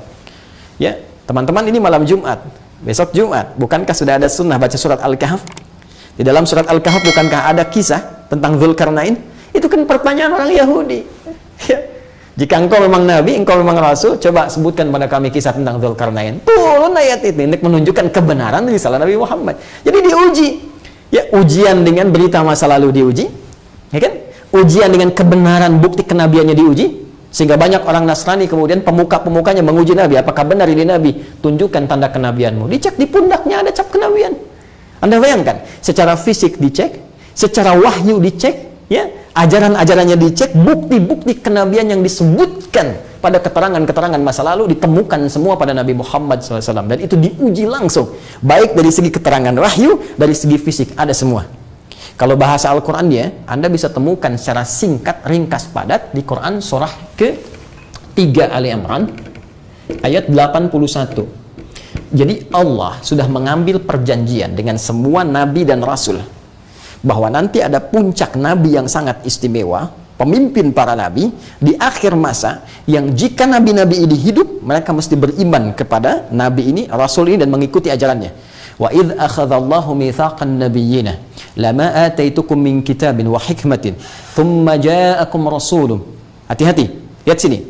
Ketika kami mengambil perjanjian spesifik yang kuat bersama seluruh nabi-nabi, rasul-rasul, bahwa mereka mesti patuh dengan perjanjian ini. Nanti apa perjanjiannya? Akan ada seorang rasul yang membenarkan semua ajaran nabi-nabi ini, ya, membawa ajaran dari Allah Subhanahu wa taala. Musaddiqan lima ma'akum la tu'minunna bihi wa la tansurunna. Kalian mesti beriman semuanya kepada nabi ini, bahkan kalau kalian masih hidup, kalian harus tolong nabi ini, bantu. Dan Allah Maha mengetahui, ini pasti wafat, ini pasti wafat, tapi untuk menunjukkan kepada kita, ya, ingat, sifat Allah mengetahui sebelum ada nabi, sedang ada nabi, setelah ada nabi. Tapi ini kalimat disampaikan oleh Allah untuk menunjukkan kepada kita yang bukan Tuhan, bahwa sudah ada perjanjian ini begini buktinya, ya kan? Baik, wala tansurunna, dan kalian mesti menolongnya. Ya, qala aqrartum wa akhadtum ala dzalikum isri, apakah kalian sepakat, kalian berkomitmen dalam perjanjian ini? Qalu aqrarna, qala fashhadu wa ana ma'akum minasyahidin. Mereka semua mengatakan, kami sepakat ya Allah, kami komitmen. Maka kata Allah, saksikan dan aku menjadi saksi bagaimana untuk sikap kalian. Karena itu, dengan perjanjian ini, semua nabi-nabi telah menyampaikan informasi seputar akan datangnya seorang nabi pamungkas, memiliki tanda istimewa, memiliki sikap istimewa, memiliki kekuatan istimewa, memiliki akhlak istimewa. Ada semua tandanya. Bahkan orang-orang Yahudi itu sudah menanti, ya, pasca umatnya Nabi Musa alaihi salam itu, pasca kewafatnya Musa alaihi salam, wasiat itu ada turun-temurun, mereka menanti. Bahkan oleh Al-Quran disikapi dengan mereka tahu persis seperti mengenal anaknya sendiri. Alladzina atainahumul kitaba ya'rifunahu kama ya'rifuna abna'ahum. Ya, jelas seperti ditegaskan Quran surah ke-6 Al-An'am ayat yang ke-20 itu, yang mereka orang-orang yang diberikan kitab kepada mereka, ya, Yahudi, Nasrani, tahu ya tentang Nabi Muhammad ini, ada referensi di kitab-kitab mereka menerangkan Nabi ini. Kalau dicatat kembali ke awal akan ditemukan. Ya, dan mereka tahu persis seperti kenal anaknya sendiri. Masa Anda nggak kenal anak sendiri? Itu statement Al-Quran. Jadi, dan untuk membuktikan itu diabadikan. Bukti fisiknya apa? Sejarahnya apa? Banyak orang Yahudi, orang Nasrani menguji keterangan ini secara langsung pada Nabi Muhammad SAW. Tadi Ya, turun ayat tentang Dzulkarnain, turun ayat tentang ini, ayat tentang itu. Yang rata-rata itu ujian pertanyaan dari kalangan Yahudi untuk memastikan kebenaran Muhammad SAW sebagai Nabi dan Rasul. Demikian pula dengan Nasrani yang menguji bahkan secara fisik kenabian Muhammad SAW. Dari sini, kalau Anda sudah yakin dengan kenabian Muhammad SAW, ingat, ini perbedaannya. Kita, orang-orang Islam, diminta meyakini tentang kenabian Ibrahim, kenabian Musa alaihissalam, kerasulan Isa alaihissalam. Jadi kita nggak ada masalah, nggak ada persoalan. Dan secara indah menyampaikan, Anda saudara kalau begitu. Ya, Nasrani saudara kita, Yahudi saudara kita. Karena kita saudara, lihat cara berpikir Al-Quran yang diwariskan kepada kita, yang diajarkan kepada kita. Karena kita saudara, maka saya sebagai saudara harus menyampaikan kasih sayang. Saking sayangnya saya tidak ingin saudara saya mengalami kesulitan, mengalami kesalahan, mengalami sesuatu yang bahaya. Maka saya ingin sampaikan, ketika Anda mengatakan Ibrahim begini, Musa begini, Isa begini, ayo, saya ada referensi seperti ini yang bisa Anda uji. Uji dulu ini semua, setelah yakin kebenarannya, kami sampaikan isinya. Diuji semua. Oh, Nabi Muhammad benar sebagai Rasul. Baik, coba tunjukkan satu bukti kepada kami saat ini yang mengingkari kenabian Muhammad SAW. Semua mengakui beliau Nabi. Even itu yang belum beriman, semua mengakui. Sekarang Al-Quran, sudah 15 abad, orang mencoba mengotak-atik Al-Quran, tidak menemukan satu kesalahan pun di Al-Quran. Meyakini semua benar, sampai dengan sekarang. Satu-satunya kitab yang punya sanad di tulisan dan lisan, tertanam di jiwa, tidak berubah sampai dengan saat ini. Kalau Anda sudah sepakat dengan itu, maka Al-Quran mulai memberikan penjelasan. Benar nabinya Ibrahim alaihissalam, benar nabinya Musa alaihissalam, benar nabinya Isa alaihissalam. Tapi, ini dia sumber-sumber keterangan-keterangan yang Anda nisbatkan, informasi-informasi yang Anda nisbatkan kepada nabi-nabi ini, itu bermasalah. Ada yang tidak tepat, ada yang tidak sama, ya, ada yang tidak orisinil. Bahkan untuk itu pun Anda beda pendapat sendiri, ya, terkait dengan begini, sama-sama keturunan, sama-sama Bani Israel, tapi antara, ya, umatnya Nabi Musa, Yahudi, dengan umatnya Nabi Isa bisa beda pendapat. Coba, itu diabadikan di Quran surah kedua ayat 113. Wa qalatil yahudu laysatin nasara ala syai' wa qalatin nasara laysatil yahudu ala syai' wa hum yatlunal kitab. Yang Yahudi menyoal Nasrani, yang Nasrani menyoal Yahudi dalam konteks kitab mereka, gitu kan? Dalam konteks keyakinan mereka, padahal satu generasi itu. Ya, ada sesuatu berarti. Maka Al-Quran datang untuk memberikan informasi. Bahkan ini terbuka untuk Anda teliti. Silahkan. Ya. Apa diantaranya? Satu, kata Al-Quran, yang tidak tepat ada konsep ketuhanan. Yang paling pokok, konsep tauhid. Ya.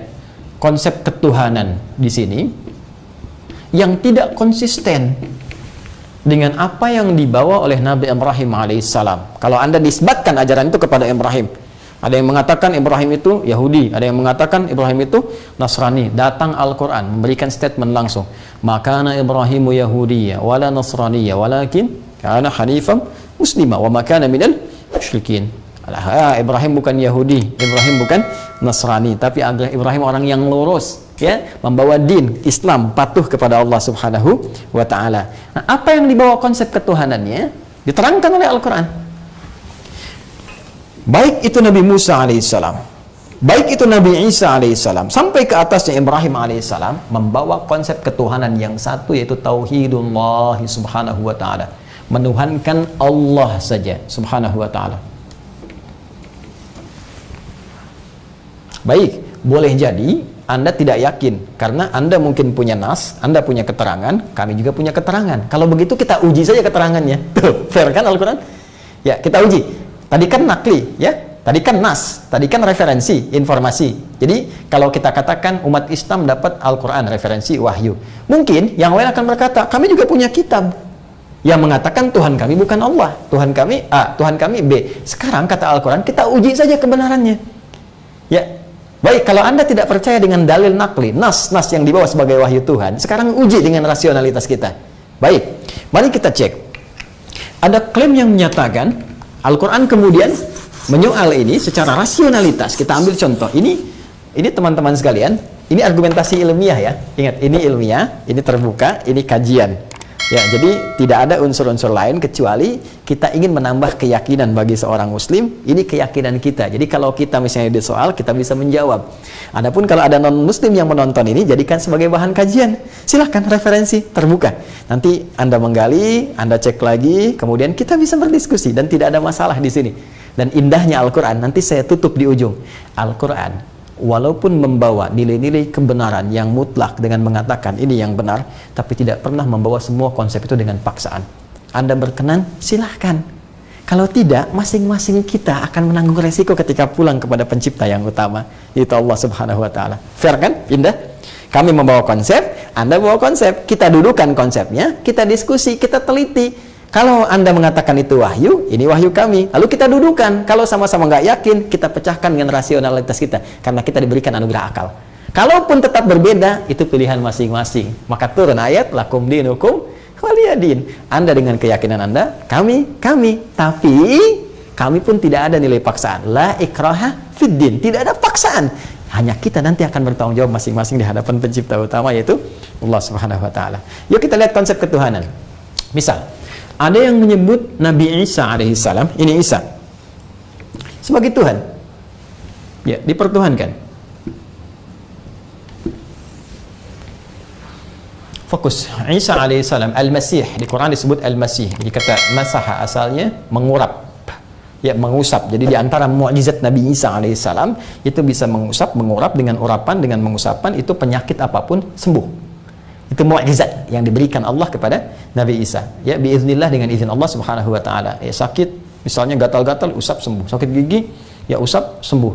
Sakit mata, usap sembuh. Wah, itu dokter bangkrut lah pada saat itu. Itu mukjizat. Karena pada saat itu banyak ilmu kedokteran merasa unggul, maka diturunkan mukjizat itu untuk mengembalikan semua kepada Allah. Nah, ada yang menganggap Isa alaihissalam sebagai Tuhan. Klaim.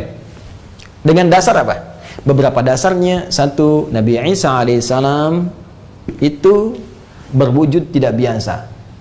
Pertama, beliau lahir tanpa ayah. Ya, manusia normal, ada ayahnya. Yang kedua, beliau bisa menghidupkan orang mati atau yang mati, makhluk, ya. Makhluk yang telah mati atau wafat. Baik, manusia biasa tidak standar dengan ini. Maka ini beda. Baik, perhatikan bagaimana logika Al-Quran masuk dengan sangat indah. Kita mulai dengan Quran surah ketiga Ali Imran, menjawab yang ini. Masuk Quran surah ketiga Ali Imran, di ayat yang ke-59. Inna mathala Isa kamathali Adam. Tuh, elegan sekali jawaban Quran. Nih, kalau Anda tidak bisa menerima turunan wahyu yang disampaikan Al-Quran, mari kita baca dengan akal kita, karena kita punya anugerah pikiran akal. Kata Allah, statementnya sederhana, penciptaan Isa itu kan sama dengan Adam. Itu tinggi sekali. Nih, kalau Anda punya statement Nabi Isa alaihissalam dianggap Tuhan karena lahir tanpa ayah, maka Adam lebih hebat lagi, lahir tanpa ayah dan ibu. Jadi ayah tidak ada, ya, Adam alaihissalam, ibu pun tidak ada. Nabi Isa ibunya ada, Maryam alaihissalam. Nabi Isa itu masih ada ibu, ayah tidak ada, karena Maryam mengandung tanpa disentuh laki-laki manapun. Redaksi Qurannya tanpa disentuh, ingat ya. Jadi kalau yang lahir tanpa bapak banyak sekarang, ya, tapi yang lahir tanpa disentuh laki-laki manapun cuma Maryam alaihissalam, ya, mengandung, melahirkan, bisa mengandung, bisa melahirkan tanpa disentuh laki-laki manapun, cuma, ya, siapa? Maryam alaihissalam. Jadi Nabi Isa ini, perhatikan, memang lahir tanpa ayah, tapi ada ibu. Nabi Adam lebih dahsyat, berwujud tanpa ayah dan ibu. Jadi pertanyaan Quran sederhana, kenapa yang ini jadi Tuhan, dipertuhankan, kenapa yang ini tidak? Bukankah kalau secara logika ini lebih dahsyat? Satu, tapi kan Adam nggak bisa menghidupkannya mati, kan? Isa bisa. Baik, Allah tunjukkan lagi, Nabi Isa dengan izin Allah menepuk, ya, hidup yang mati, bangun lagi. Ada nabi lebih dahsyat, bukan sekedar mati, ya, lebih kecil dari manusia, langsung burung, dipotong-potong dulu, cincang semuanya. Bukan sekedar mati, dicincang dulu, dicincang habis. Dan jasadnya, tubuhnya dipisahkan di beberapa bukit, bukan satu bukit.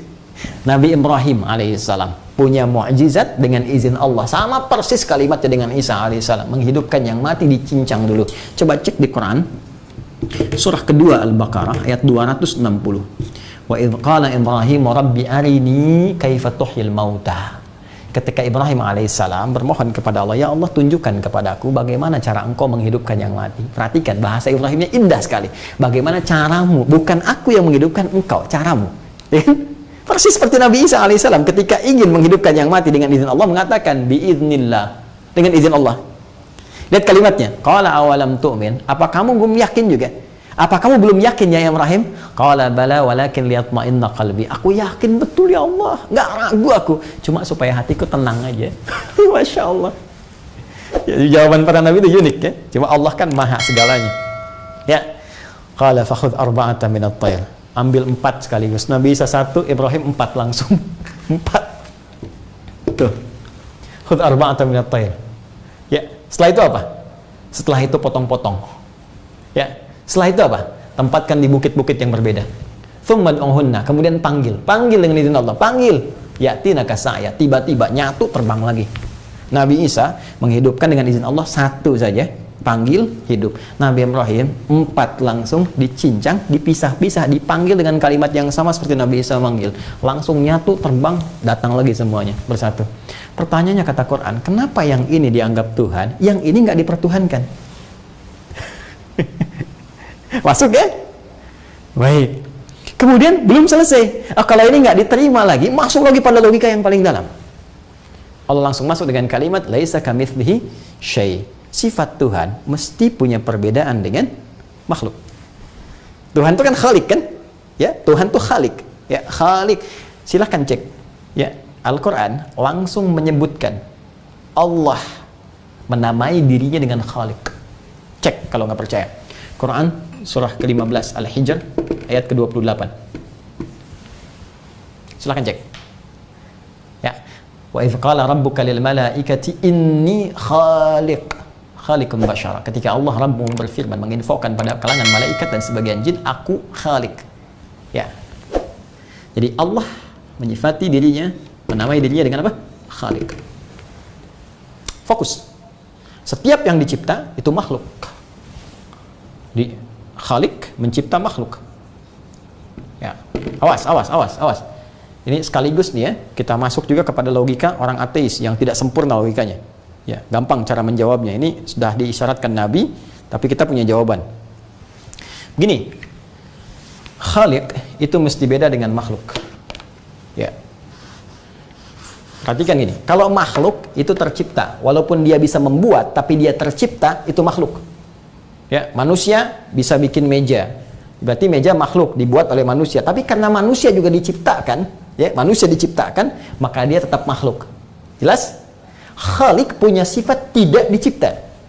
Jelas? Jadi jangan pernah bertanya kepada Khalik dari mana asalnya, karena Khalik itu pencipta. Pencipta tidak ditanya asalnya, yang mencipta kok. Yang ditanya tuh makhluk, ini dari mana asalnya? Ya. Jadi kalau ada yang berkata begini, ada yang berkata, "Hei, semua itu punya asal."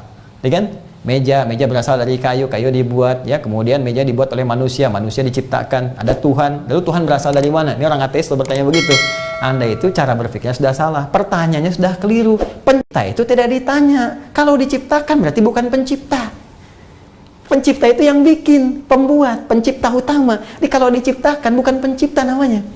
Ya, Allah menyebut dirinya dengan pencipta. Jadi nggak usah ditanya dari mana asalnya, karena memang pencipta. Huwal awwal wal akhir. Kok bisa begitu? Bukan bisa begitu. Anda yang konslet pemikirannya. Yuk kita turunkan. Lihat sini. 1, 2, 3, 4, 5. 5 ada karena ada 4. 4 ada karena ada 3. 3 ada karena ada 2. 2 ada karena ada 1. 1 ada karena ada apa? 0. Jadi nggak setiap bilangan itu mesti ada sebelumnya untuk menjadikan ada. Kalau sudah ada 1, asalnya 0 dari ketiadaan. Karena itu Allah menyifati dirinya dengan ahad. Qul huwallahu ahad. Kembali ke sini. Lihat sini. Khalik, Allah menyebut dirinya Khalik. Cek di semua kitab-kitab lain. Ada nggak deklarasi yang menyatakan saya Khalik, saya Tuhan? Nah, karena Tuhan Khalik, berarti dia mesti punya perbedaan dengan makhluk. Maka satu-satunya yang ditemukan di dalam kitab suci, statement langsung, hanya di Al-Quran. Dengan kalimat, laisa kamitslihi syai'. Tidak boleh ada yang serupa dengan Khalik.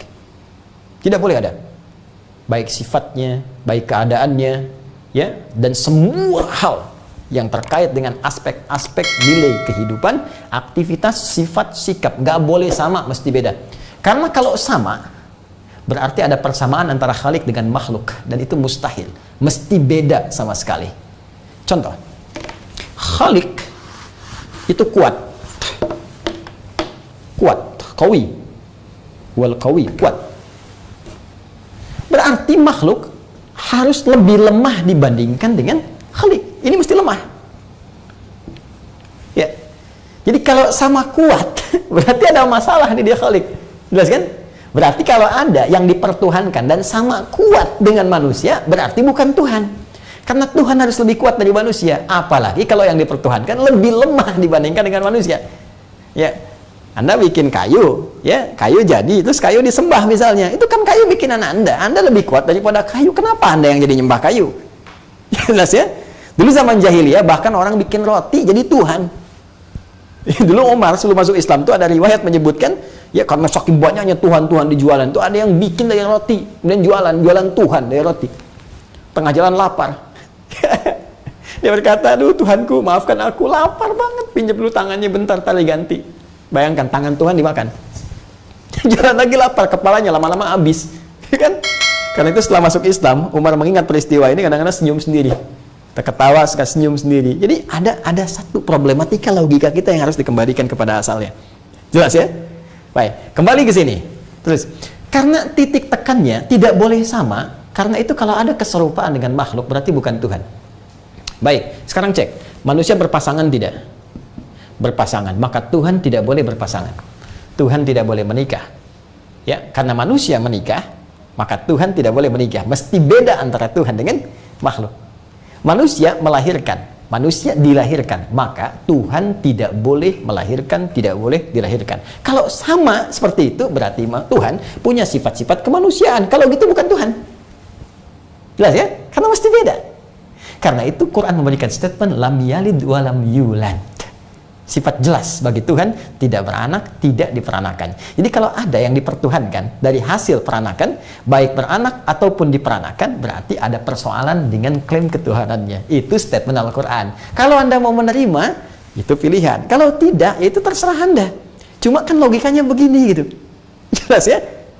Baik, belum cukup. Lagi, ya, saya tambahkan lagi. Baik. Manusia berpasangan, Tuhan mesti tunggal. Yang paling menarik, Allah ngasih logika lagi. Kalau Anda masih nggak percaya tentang ini, saya kasih logika kata Allah. Ya, logikanya Quran surah ke-21 ayat 22. Kata Allah, "Lau kana fihi ma'alihatun illallah lafasadata." Anda kebayang nggak sih? Kalau yang mengurus langit dan bumi ini, ngurus alam, lebih daripada satu Tuhan, hancur mengelola langit dan bumi ini. Karena setiap Tuhan itu punya pikiran. Setiap Tuhan punya keinginan. Anda aja ada 1-2 orang, suami istri 2 orang, tidur di ranjang yang sama, tapi bisa mimpi berbeda. Dan bisa sikapnya tidak sama. Begitu bangun, yang satu pengen begini, satu pengen begini. Anda bayangkan kalau itu menjadi sikap dan pikiran Tuhan. Tuhan lebih daripada satu, ngelola alam semesta. Yang satu mengatakan, Bekasi ini luar biasa, penduduknya ini ada persoalan di sini. Hukum, turunkan badai. Tuhan yang satu bilang, jangan dulu diturunkan. Yang di sini masih ada yang doa, turunkan awan saja. Yang ini bilang, tidak, hancurkan dengan guntur. Ribut sesama Tuhan. Kalau Tuhan ribut, bagaimana kemudian semesta ini? Bisa kebayang kan? Nah, itu jalur logika yang ditempuh. Karena itu secara indah, Allah turunkan satu surah langsung, surah 112, untuk menunjukkan logika ketuhanan yang sangat jelas. Harus dikosongkan dari semua sifat-sifat yang tidak layak disandangnya. Mengosongkan, menghilangkan, membersihkan, sehingga menjadi murni. Sesuatu disebut dengan ikhlas namanya. Ya, sehingga ada ikhlas dalam Islam, maksudnya menghilangkan segala hal yang tidak ada kaitan dengan amalan kita. Dalam konteks ketuhanan, hilangkan semua sifat-sifat keadaan yang tidak layak disandang Tuhan. Hilangkan, tepikan, tanggalkan. Akhlasa yukhlisu ikhlas. Maka turun surah Al-Ikhlas. Kul, katakan, huwa, yang dipertuhankan itu, Rabb itu Allah. Sifatnya ahad. Bahkan namanya pun spesifik, Allah. Gak bisa sama dengan yang lain. Jadi dulu orang-orang Arab sudah punya nama Tuhannya masing-masing. Lata, Uzza, Manat dan sebagainya. Mereka tanya pada Rasulullah, ya Muhammad SAW, siapa nama Tuhanmu? Kok disebutnya Rabb saja? Qul a'udzu birabbil falaq, qul a'udzu birabbin nas. Siapa nama Tuhanmu? Katakan, kata Allah, huwa, yang disebut Rabb itu Allah. Itu langsung namanya dari Allah. Tuh. Tidak ada nama-nama ini. Nama-nama pada saat itu tidak ada yang sama dengan ini. Ilah umum, alihah umum, tapi Allah hanya menunjuk kepada Tuhan yang disampaikan langsung oleh Allah lewat Al-Quran. Nama spesifik, Ahad. Bahkan namanya pun bukan sekedar sifatnya, bukan sekedar nilai ketuhanannya, namanya punya sifat Ahad. Ahad itu satu-satunya yang tidak ada dua, tidak ada tiga. Jadi ada Ahad, ada Wahid, itu berbeda. Ahad satu-satunya, tidak ada yang kedua, yang ketiga, dan lebih daripada itu. Bahkan namanya pun sifatnya Ahad, hanya satu ini.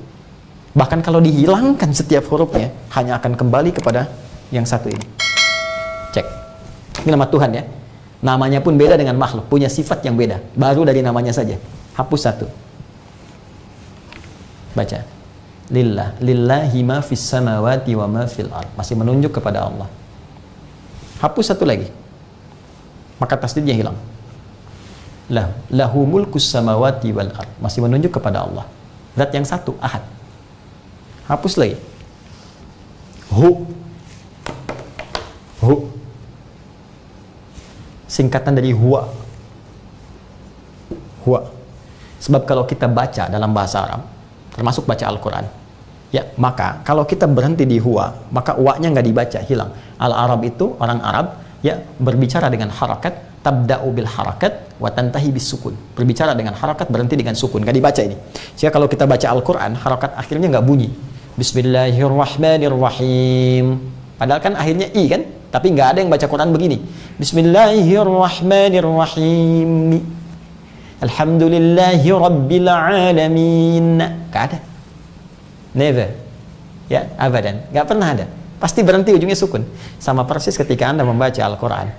Allahu la ilaha illa huwal hayyul qayyum. Al-Baqarah 255, Ali Imran ayat yang kedua. Terus Anda berhenti di kalimat huwa. Allahu la ilaha illa hu. Wa-nya nggak bunyi. Hu ini. Hu kembali ke huwa.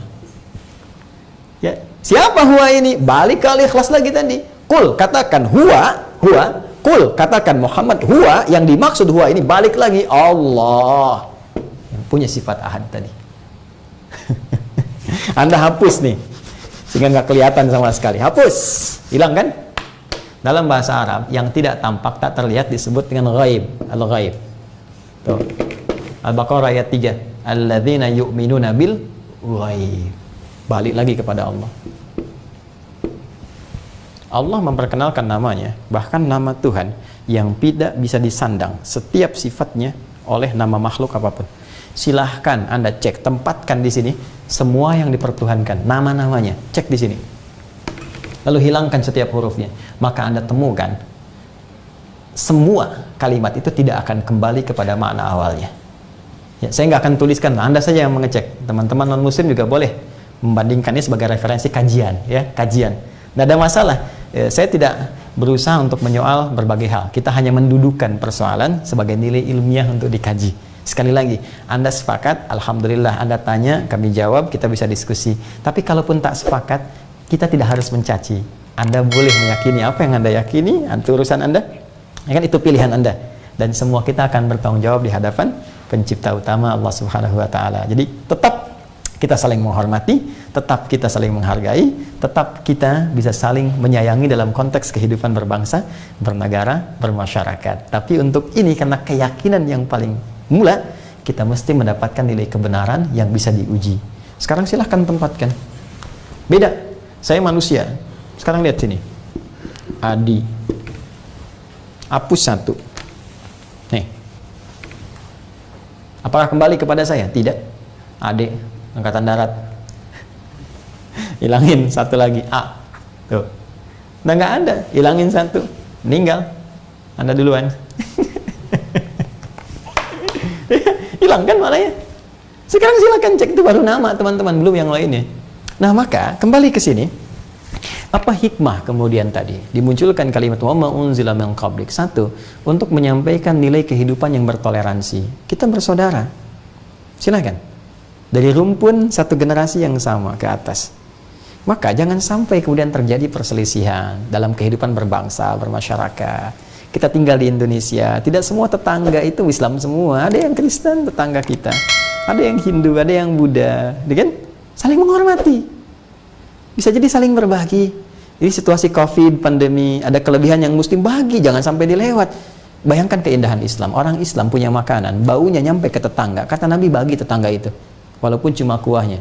Tapi jangan salah baca ya, jangan Anda masuk kuahnya dibagi, bukan. Maksudnya kalau Anda bikin kuahnya aja pun bagi. Jangan salah persepsi gitu orang nyium baunya. Ya. Tapi apakah pernah di redaksi itu ada muncul kalau tetangga Anda Islam? Tidak. Mungkin Anda tinggal di tempat yang Anda minoritas, ya. Mungkin teman-teman yang di Amerika, di mana kan banyak kan tetangganya non-muslim. Anda masak, bagi, sampaikan. Jangan sampai dilewat, karena nggak pernah ada redaksi dalam hadis mengatakan kalau tetangga Anda Islam saja, tidak. Anda sampaikan pada yang muslim, Pak Ahmad, Pak Soleh, itu kan Ibu Aisyah. Satu tetangga Anda lewat misalnya, ya. Terus dia ngelihat Anda bagi-bagi. Bapak kayaknya itu enak ya. Iya Bu, enak, cuman sayang Ibu kafir. Masya Allah, tidak. Kita berbagi, gak ada masalah. Ya. Tapi karena saudara tadi punya sifat menyayangi, ya, punya sifat dalam ingin memberikan nilai kebaikan, maka nilai yang paling utama untuk bekal kita pulang kan nilai tauhid, keyakinan. Maka dari itulah kemudian datang Al-Quran membawa referensi, sayangi saudaramu, berikan berita yang benar, tunjukkan kebenaran, jangan tutupi nilai kebenaran, sampaikan begini, ini sesuatu yang tidak tepat, ada nilai sejarah yang terpotong, ada sesuatu yang dituliskan oleh tangan manusia yang kemudian diyakini. Karena itulah di kitab-kitab selain Al-Quran tidak pernah ada redaksi begini, saya Tuhan, sembah saya. Silahkan cek. Saya Tuhan, ini langsung redaksinya ya. Di Quran itu spesifik, jadi jangan bias lah, jangan begini, begitu, tidak. Langsung redaksinya spesifik. Al-Quran jelas mengatakan, Quran surah ke-20, Toha, ayat 14. Allah pede langsung mengatakan, yakin betul, kalimat tegas, innani anallah. Pakai taukid, saya Allah. Bahkan taukid itu penguat, saya benar-benar Allah. La ilaha illa ana, nggak ada Tuhan selain saya. Fa'budni, sembah saya. Silahkan cari kalimat ini di kitab manapun. Demi Allah saya katakan, Anda tidak akan temukan. Karena fitrah manusia dengan kemanusiaannya tidak akan pernah mengatakan saya Tuhan. Karena akan ada penghambat dalam jiwanya bahwa dia bukan Tuhan. Pada akhirnya semua akan dikonfirmasi. Al-Quran memberikan berita saat pulang kepada Allah pencipta utama, semua yang diklaim, semua yang diyakini ini akan dipertanggungjawabkan. Sampai Nabi Isa akan ditanya, apakah benar engkau menganggap menjadikan dirimu Tuhan supaya disembah bersama ibumu? Nanti akan ada pembuktian. Demikian juga pada yang lain-lainnya, demikian juga pada semua kehidupan kita. Karena itu tetap walaupun ini disampaikan, Al-Quran tetap memberikan toleransi yang dalam sampai mengatakan la ikraha fid din. Quran surah kedua ayat 256. Tidak boleh ada paksaan dalam meluk keyakinan yang benar. Ad-din yang dimaksud din Islam. Quran surah ketiga ayat 19. Inna dina indallahil Islam. Tidak boleh ada paksaan dalam berislam. Jadi kalaupun ini disampaikan, ini mutlak, ini murni, pure, sebagai referensi informasi yang benar untuk dikaji secara ilmiah, baik oleh logika atau sumber dari nilai-nilai wahyu yang bisa dilacak kebenarannya dan bisa diteliti. Anda yakin? Silahkan berislam. Kalau belum yakin, silahkan banyak belajar dan Anda bisa memilih apa yang Anda yakini dan setiap kita akan bertanggung jawab. Objektif kan? Fair kan? Sangat indah kan? Baik, ya. Nah, kemudian fokus ini. Ya, kalaupun masih menutup diri, misal, saya nggak mau pokoknya apapun yang kamu katakan, saya nggak mau yakin. Saya punya keyakinan sendiri, ya nggak apa-apa. Ya, Anda kan menutup diri kan? Menutup diri sendiri, nggak mau terbuka, maka Islam pun menyebut, baiklah Anda yang masih menutup diri. Menutup diri dalam bahasa Arab disebut kafara. Orangnya, subjeknya disebut kafir, isim fa'il. Ya, seperti syariba yashrabu syarib, akala yakulu akil, sajada yasjudu sajid, kafara yakfuru kafir. Di kafir asalnya adalah panggilan halus sekali dari Al-Quran, duhai yang masih menutup diri. Coba cek, halus gak? Ya kan? Nggak ada celaan kan? Nggak ada apa kan? Itu yang masih menutup diri, kalau belum mau menerima, yaitu pilihan. Ya, turun. Ya, ada orang-orang yang mengajukan proposal pada Nabi Muhammad, dan kita nggak usah perang, nggak usah ribut. Ya, Nabi juga bilang, kapan kita ngajak ribut? Saya nggak pernah ngajak perang, saya kan cuma berdakwah, cuma Anda yang menyoal. Ya udah Muhammad, kita sudah saling toleransi aja. Ya, kita menyembah Tuhan kamu sekarang, besok-besok kamu sembah Tuhan kita. Jadi yang membawa ragam pluralisme, ya, itu telat. Mohon maaf ya, Anda telat. 15 abad yang lalu sudah ada, Anda ketinggalan jauh. Anda ketinggalan jauh. Ya, dan sudah turun kemudian satu surah. Qul ya ayyuhal kafirun. Katakan Muhammad pada orang-orang itu yang masih menutup diri dari informasi yang kau bawa, dari petunjuk yang kau bawa. Ya, katakan, "Hei orang-orang yang masih menutup diri, ya, teman-teman yang masih menutup diri, la a'budu ma ta'budun. Aku ini nggak mungkin, nggak bisa menyembah apa yang kalian sembah. Wala antum a'buduna ma'abud." Kalau kita mau toleran, yang paling gampang begini, Anda nggak usah nyembah Tuhan saya pun nggak usah nyembah Tuhan Anda, dan nggak usah kemudian disatu-satukan, campur-campur gitu kan. Ya, orang Kristen dipaksa datang ke masjid, orang Islam ke gereja, atau misalnya ke pura, orang pura ke masjid. Untuk apa? Anda menyembah aja dengan keyakinan Anda, kami nyembah dengan keyakinan kami, kita saling menghormati aja. Itu kan toleransi yang paling bagus. Nggak usah ganggu. Makanya di Islam dilarang menghancurkan tempat ibadah. Itu loh, yang suka ada ajakan bom gereja, bom ini, awas dosanya besar tuh. Nggak boleh begitu. Ya, nggak boleh menyakiti orang-orang, nggak boleh. Ya, yang tidak pada tempatnya. Hati-hati kalau teman-teman ada ajakan kasar, ngajak tembak ini, bom ini, bunuh ini, ya bukan dengan alasan yang dibenarkan secara syar'i, secara hukum, tinggalkan. Karena itu pasti bukan ajaran Islam yang murni itu. Ada tujuan-tujuan tertentu yang hadir di balik itu, dan jauhi, cepat tinggalkan saja. Ya, tinggalkan. Hati-hati, ancamannya besar, bisa neraka jahanam dan gak bisa keluar kalau dia tidak pernah bertobat. Ya, kembalikan. La a'budu ma ta'budun wala antum a'buduna ma a'bud wala ana 'abidum ma abattum. Kalau belum jelas, saya tegaskan lagi. Bagi saya bisa menyembah apa yang saya sembah saja. Dan Anda pun tidak usah repot menyembah apa yang saya sembah. Lakum dinukum waliyadin. Anda dengan keyakinan Anda, kami dengan keyakinan kami. Fair kan? Tapi kalau Anda mau belajar, nih informasi dari kami. Silakan. Jelas ya? Nah, jadi teman-teman sekalian, ini fair. Coba, pernah nggak dipanggil dengan, misalnya mohon maaf, panggilan yang kasar, kotor, atau dipanggil dengan nama hewan misalnya, atau dengan sesuatu tertentu? Tidak ada. Menghargai kemanusiaan kita, menjunjung tinggi nilai-nilai kemanusiaan. Sebelum ada hak asasi manusia yang banyak digembor-gemborkan itu, Al-Quran sudah datang lebih awal. Bahkan ada hak asasi negara, hak asasi sosial, itu didahulukan daripada personal. Hati-hati loh. Ya, ibadah sosial didahulukan daripada ibadah personal di dalam Islam. Nanti ada fikih tersendiri. Nah, jadi kesini teman-teman sekalian, ini gambarannya. Untuk itu, kesimpulannya apa? Maka kembali kepada poin nomor 2. Satu, hikmah, sudah saya jelaskan. Yang ketiga, sikap, sudah saya jelaskan. Bagaimana toleransi dibangun, bagaimana informasi disampaikan dengan benar. Jadi nggak usah ragu, kalau mau ada yang bertanya, sampaikan informasinya dengan cara yang lembut. Ya, Quran surat 16 ayat 125, ud'u ila sabili rabbika bil hikmah. Jangan cela, ingat loh, jangan mencela. Larangan ketat, jangan pernah mencela keyakinan-keyakinan lain, sehingga mereka tanpa ilmu tidak sadar mencela Tuhan kita, Allah. Jangan mencela. Kalau mau diskusi dengan cara yang lembut, ya. Al-Quran pernah menyampaikan, setelah statement dibuat, katanya kalian ahli kitab, katanya punya kitab, bisa sampaikan informasi, maka muncullah keterangan yang indah. Ya, qul ya ahlal kitab, ta'alu ila kalimatin sawa baini wa bainakum. Wahai saudaraku, teman-teman di ahli kitab, ayo kita kembali kepada satu kesepakatan. Komitmen yang kita bangun, kalau benar-benar ini mau dirujuk kepada Ibrahim alaihissalam, Musa alaihissalam, Isa alaihissalam, apa itu? Kembalikan pada ajaran yang benar. Ya, alla na'budu illallah. Jangan sampai kita menyembah kecuali kepada Allah. Anda kalau yakin silahkan. Kalau Anda bertahan, itu keputusan masing-masing. Indah kan? Nah, ini kembali ke sini. Karena itu kembali kepada hukum. Jadi bagian pertama, walladzina yu'minuna bima unzila ilaik.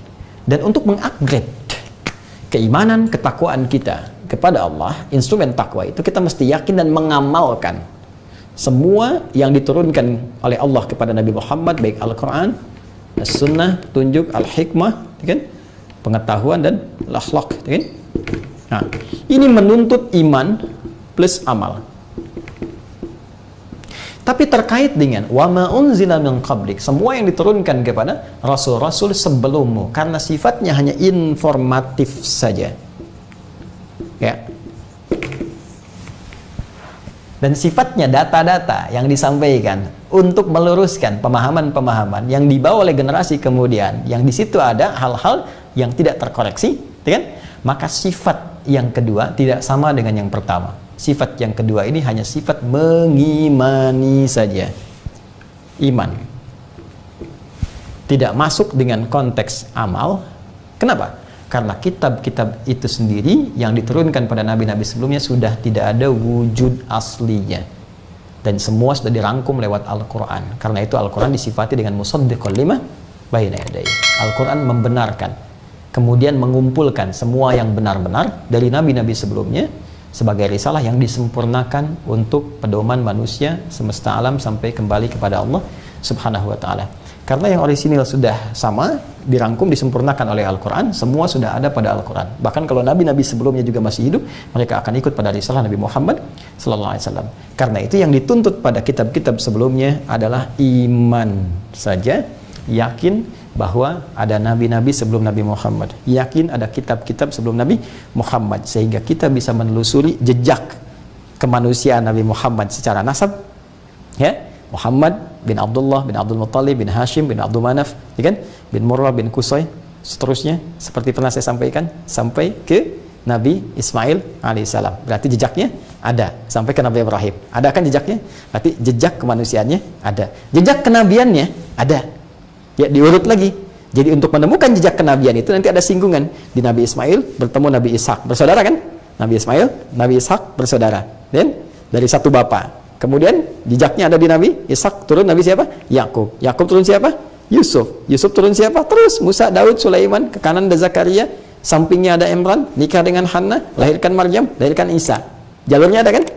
Jadi disebutkan ini untuk menunjukkan, menguatkan kenabian Rasulullah sallallahu alaihi wasallam memiliki garis kenabian yang jelas dan juga garis kemanusiaan yang jelas. Dan yang paling dahsyat, Nabi Muhammad memiliki garis keluarga yang sangat terhormat. Ya, dari Arab itu nanti ada Bani Hashim, ya, yang terhormat. Ada Kinanah terhormat. Dari Kinanah nanti ada suku Quraisy terhormat. Dari Quraisy ada yang terhormat Nabi Muhammad SAW. Jadi Nabi itu istimewa semuanya. Keturunan istimewa, orang istimewa, kabilah istimewa, keluarga istimewa, sikap istimewa. Jadi semua orang nggak punya celah untuk menyoal Rasulullah SAW. Jadi kalau bahasa kita tuh nggak bisa begini. Anak mana kamu? Keluarga siapa? Nggak bisa ke Nabi Muhammad itu. Keluarga paling terhormat. Orangnya orang kota, lahir di Mekah kota, hijrah ke kota Madinah. Jadi semuanya terhormat, nggak ada celahnya. Iya, dan sikapnya sempurna. Karena itu ada pujian wa innaka la'ala khuluqin azim. Nah, begini cara memahaminya. Ya. Ya, kalau belum yakin juga itu pilihan, tapi satu saat kita akan pulang ya ke alam yang lebih kekal. Ke masa yang tidak ada awal lagi, ujung pas. Ini ujung, teman-teman. Ya, ujung nih. Akhir. Tapi kalau masih ada setelah ini, ya, satu ruang yang lain, ya, maka ini belum disebut ujung akhir. Kalau sudah ujungnya sama sekali dan nggak ada lagi setelah itu, di situ aja, maka tambahkan tak di ujungnya, akhirah. Akhirah, ya. Maka kemudian kalau sudah ada akhirah, itu ujungnya, nggak bisa kemana-mana lagi. Sekarang kita masih punya pilihan untuk menggali mana yang paling benar, untuk menggali mana yang paling kita yakini, untuk kita pelajari sebelum kita tiba di alam ujung yang tidak bisa kemana-mana lagi. Setelah ini masih ada alam kubur. Setelah alam kubur pindah lagi, ada hisab. Tapi setelah itu kan penentuan, apakah surga atau neraka, rahmat atau azab. Dan setelah itu nggak ada mana-mana lagi. Ya, kalau Anda masih ragu dengan semua itu, nanti ada pembuktian saat kita pulang. Tapi kalau Anda yakin ada kehidupan setelah kematian, setidaknya cari bekal yang paling benar sebelum pulang. Karena bekal akhirat beda dengan bekal dunia. Hanya orang-orang yang yakin dengan kehidupan akhirat yang mencari bekal serius untuk bisa meningkatkan takwa. Karena itu penghujung ayat keempat itu ditutup dengan kalimat wabil akhirati hum yuqinun. Kenapa mereka mau meningkatkan takwa, mau merujuk kepada ini? Karena mereka yakin ada kehidupan setelah wafat, akhirat. Karena yakin dengan akhirat itu kita sholat. Ini di Quran disuruh sholat. Kalau nggak yakin dengan akhirat, ngapain sholat? Yang nggak sholat kaya, ya kan? Kalau hanya untuk kaya, Kenapa harus sholat? Ya. Syarat kaya itu bukan sholat. Syarat kaya itu berusaha dengan sungguh-sungguh. Ya, belajar dengan bagus, pintar. Syarat pintar bukan sholat. Sholat itu memberikan keberkahan dalam kekayaan. Sholat itu memberikan petunjuk pada kepintaran. Orang sholat, maka pintarnya diarahkan pada kebaikan. Karena tercegah dari perbuatan keji dan mungkar. Orang yang tidak sholat, atau sholatnya asal-asalan, maka boleh jadi kepintarannya diisi oleh nafsu. Sehingga mengarahkan pada nilai-nilai yang salah, menghancurkan banyak kebaikan dalam kehidupan. Ya, maka dengan sholat itu kita yakin memberikan arah kebaikan sebagai bekal untuk pulang.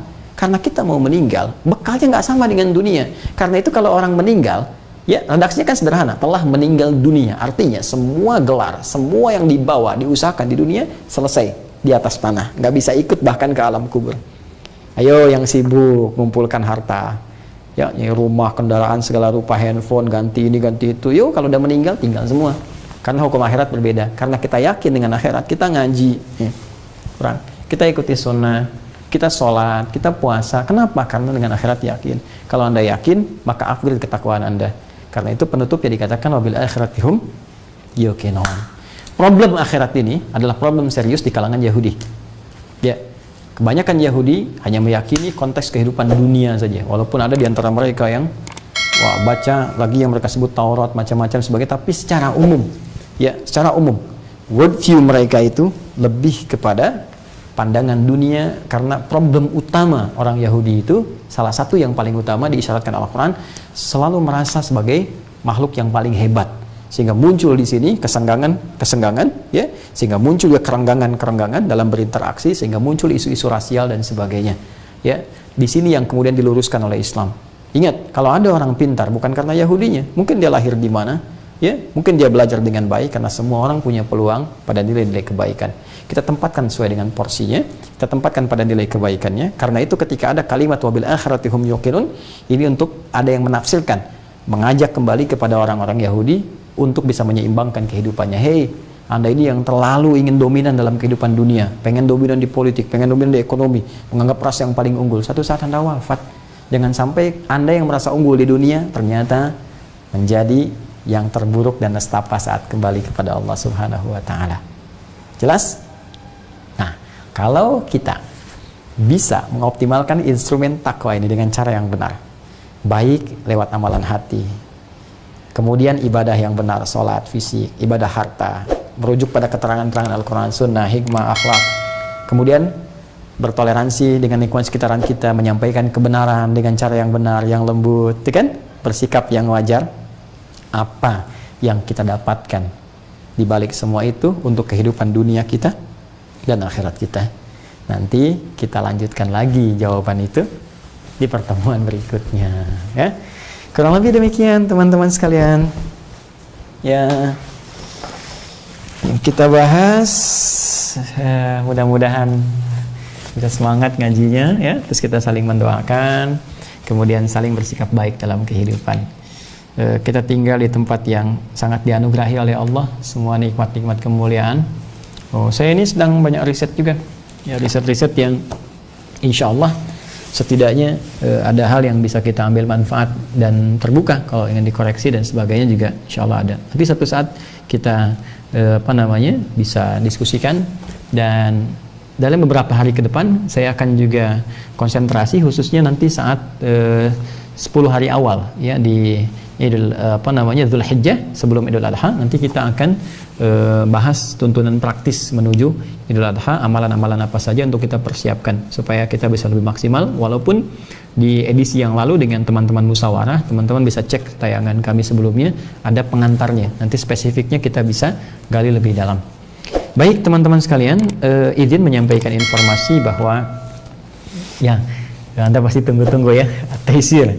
Ini alhamdulillah sudah berjalan. Saya tadi sudah terupdate dari kuota yang kita sediakan dulu untuk wilayah Jabodetabek khususnya. Ini insya Allah dalam pekan ini akan kita selesaikan, sehingga nanti di luar ini kita akan mulai pada periode yang pekan selanjutnya.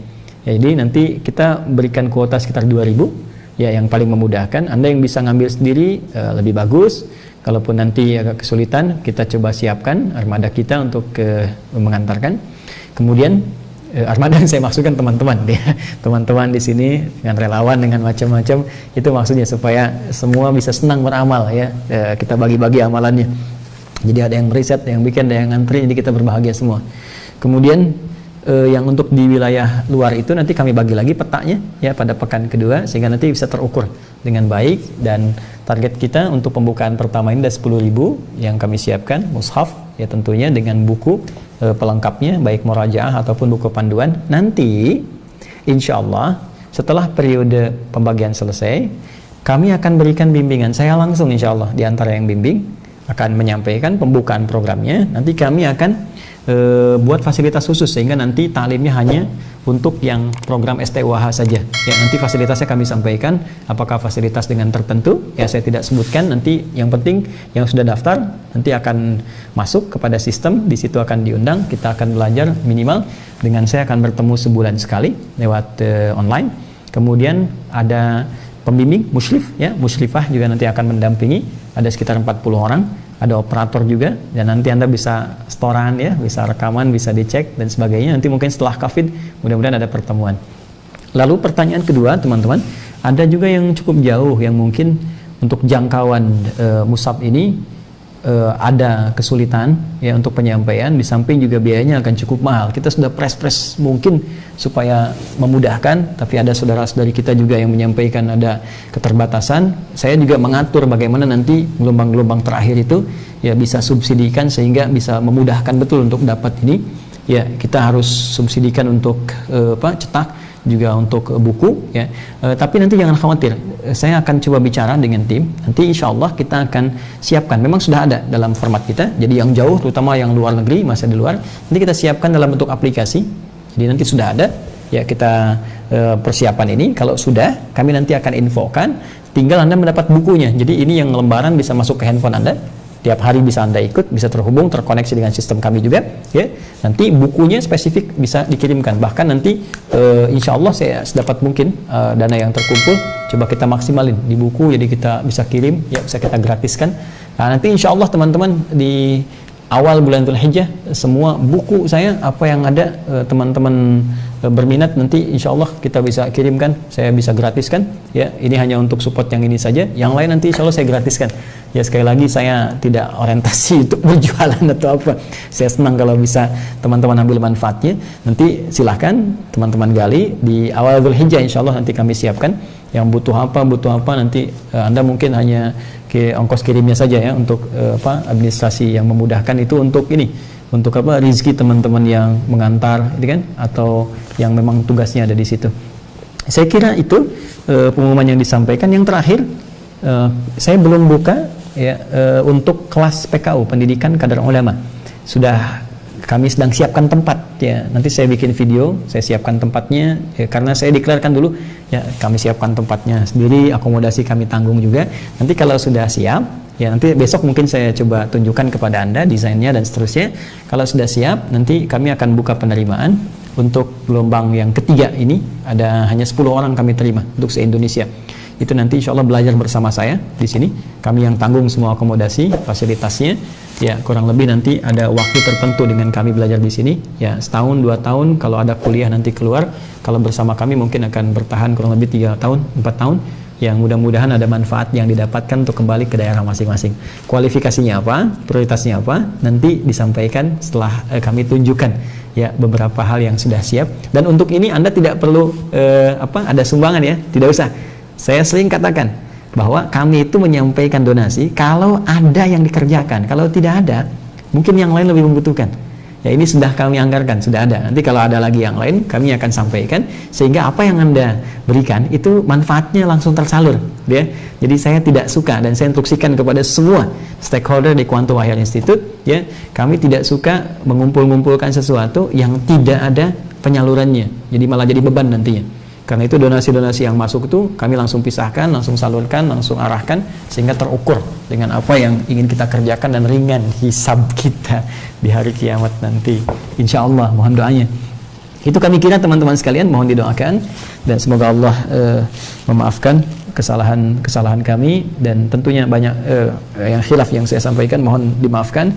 Saya fakir, masih butuh belajar juga, dan insya Allah kita mencoba menjadikan pribadi lebih bermanfaat, dan saya terbuka kalau ada hal-hal yang ingin dikoreksi, disampaikan, sehingga memberikan pelajaran-pelajaran yang bisa membuat diri kita lebih baik.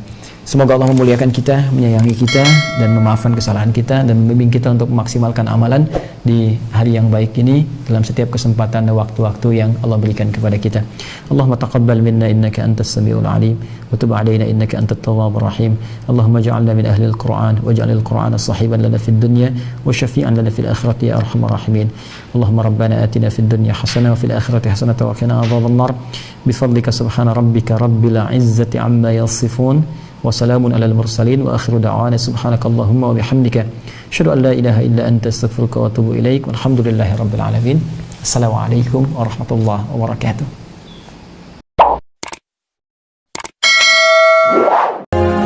Ma'assalamah fi amani syekhana Allahu rabbirham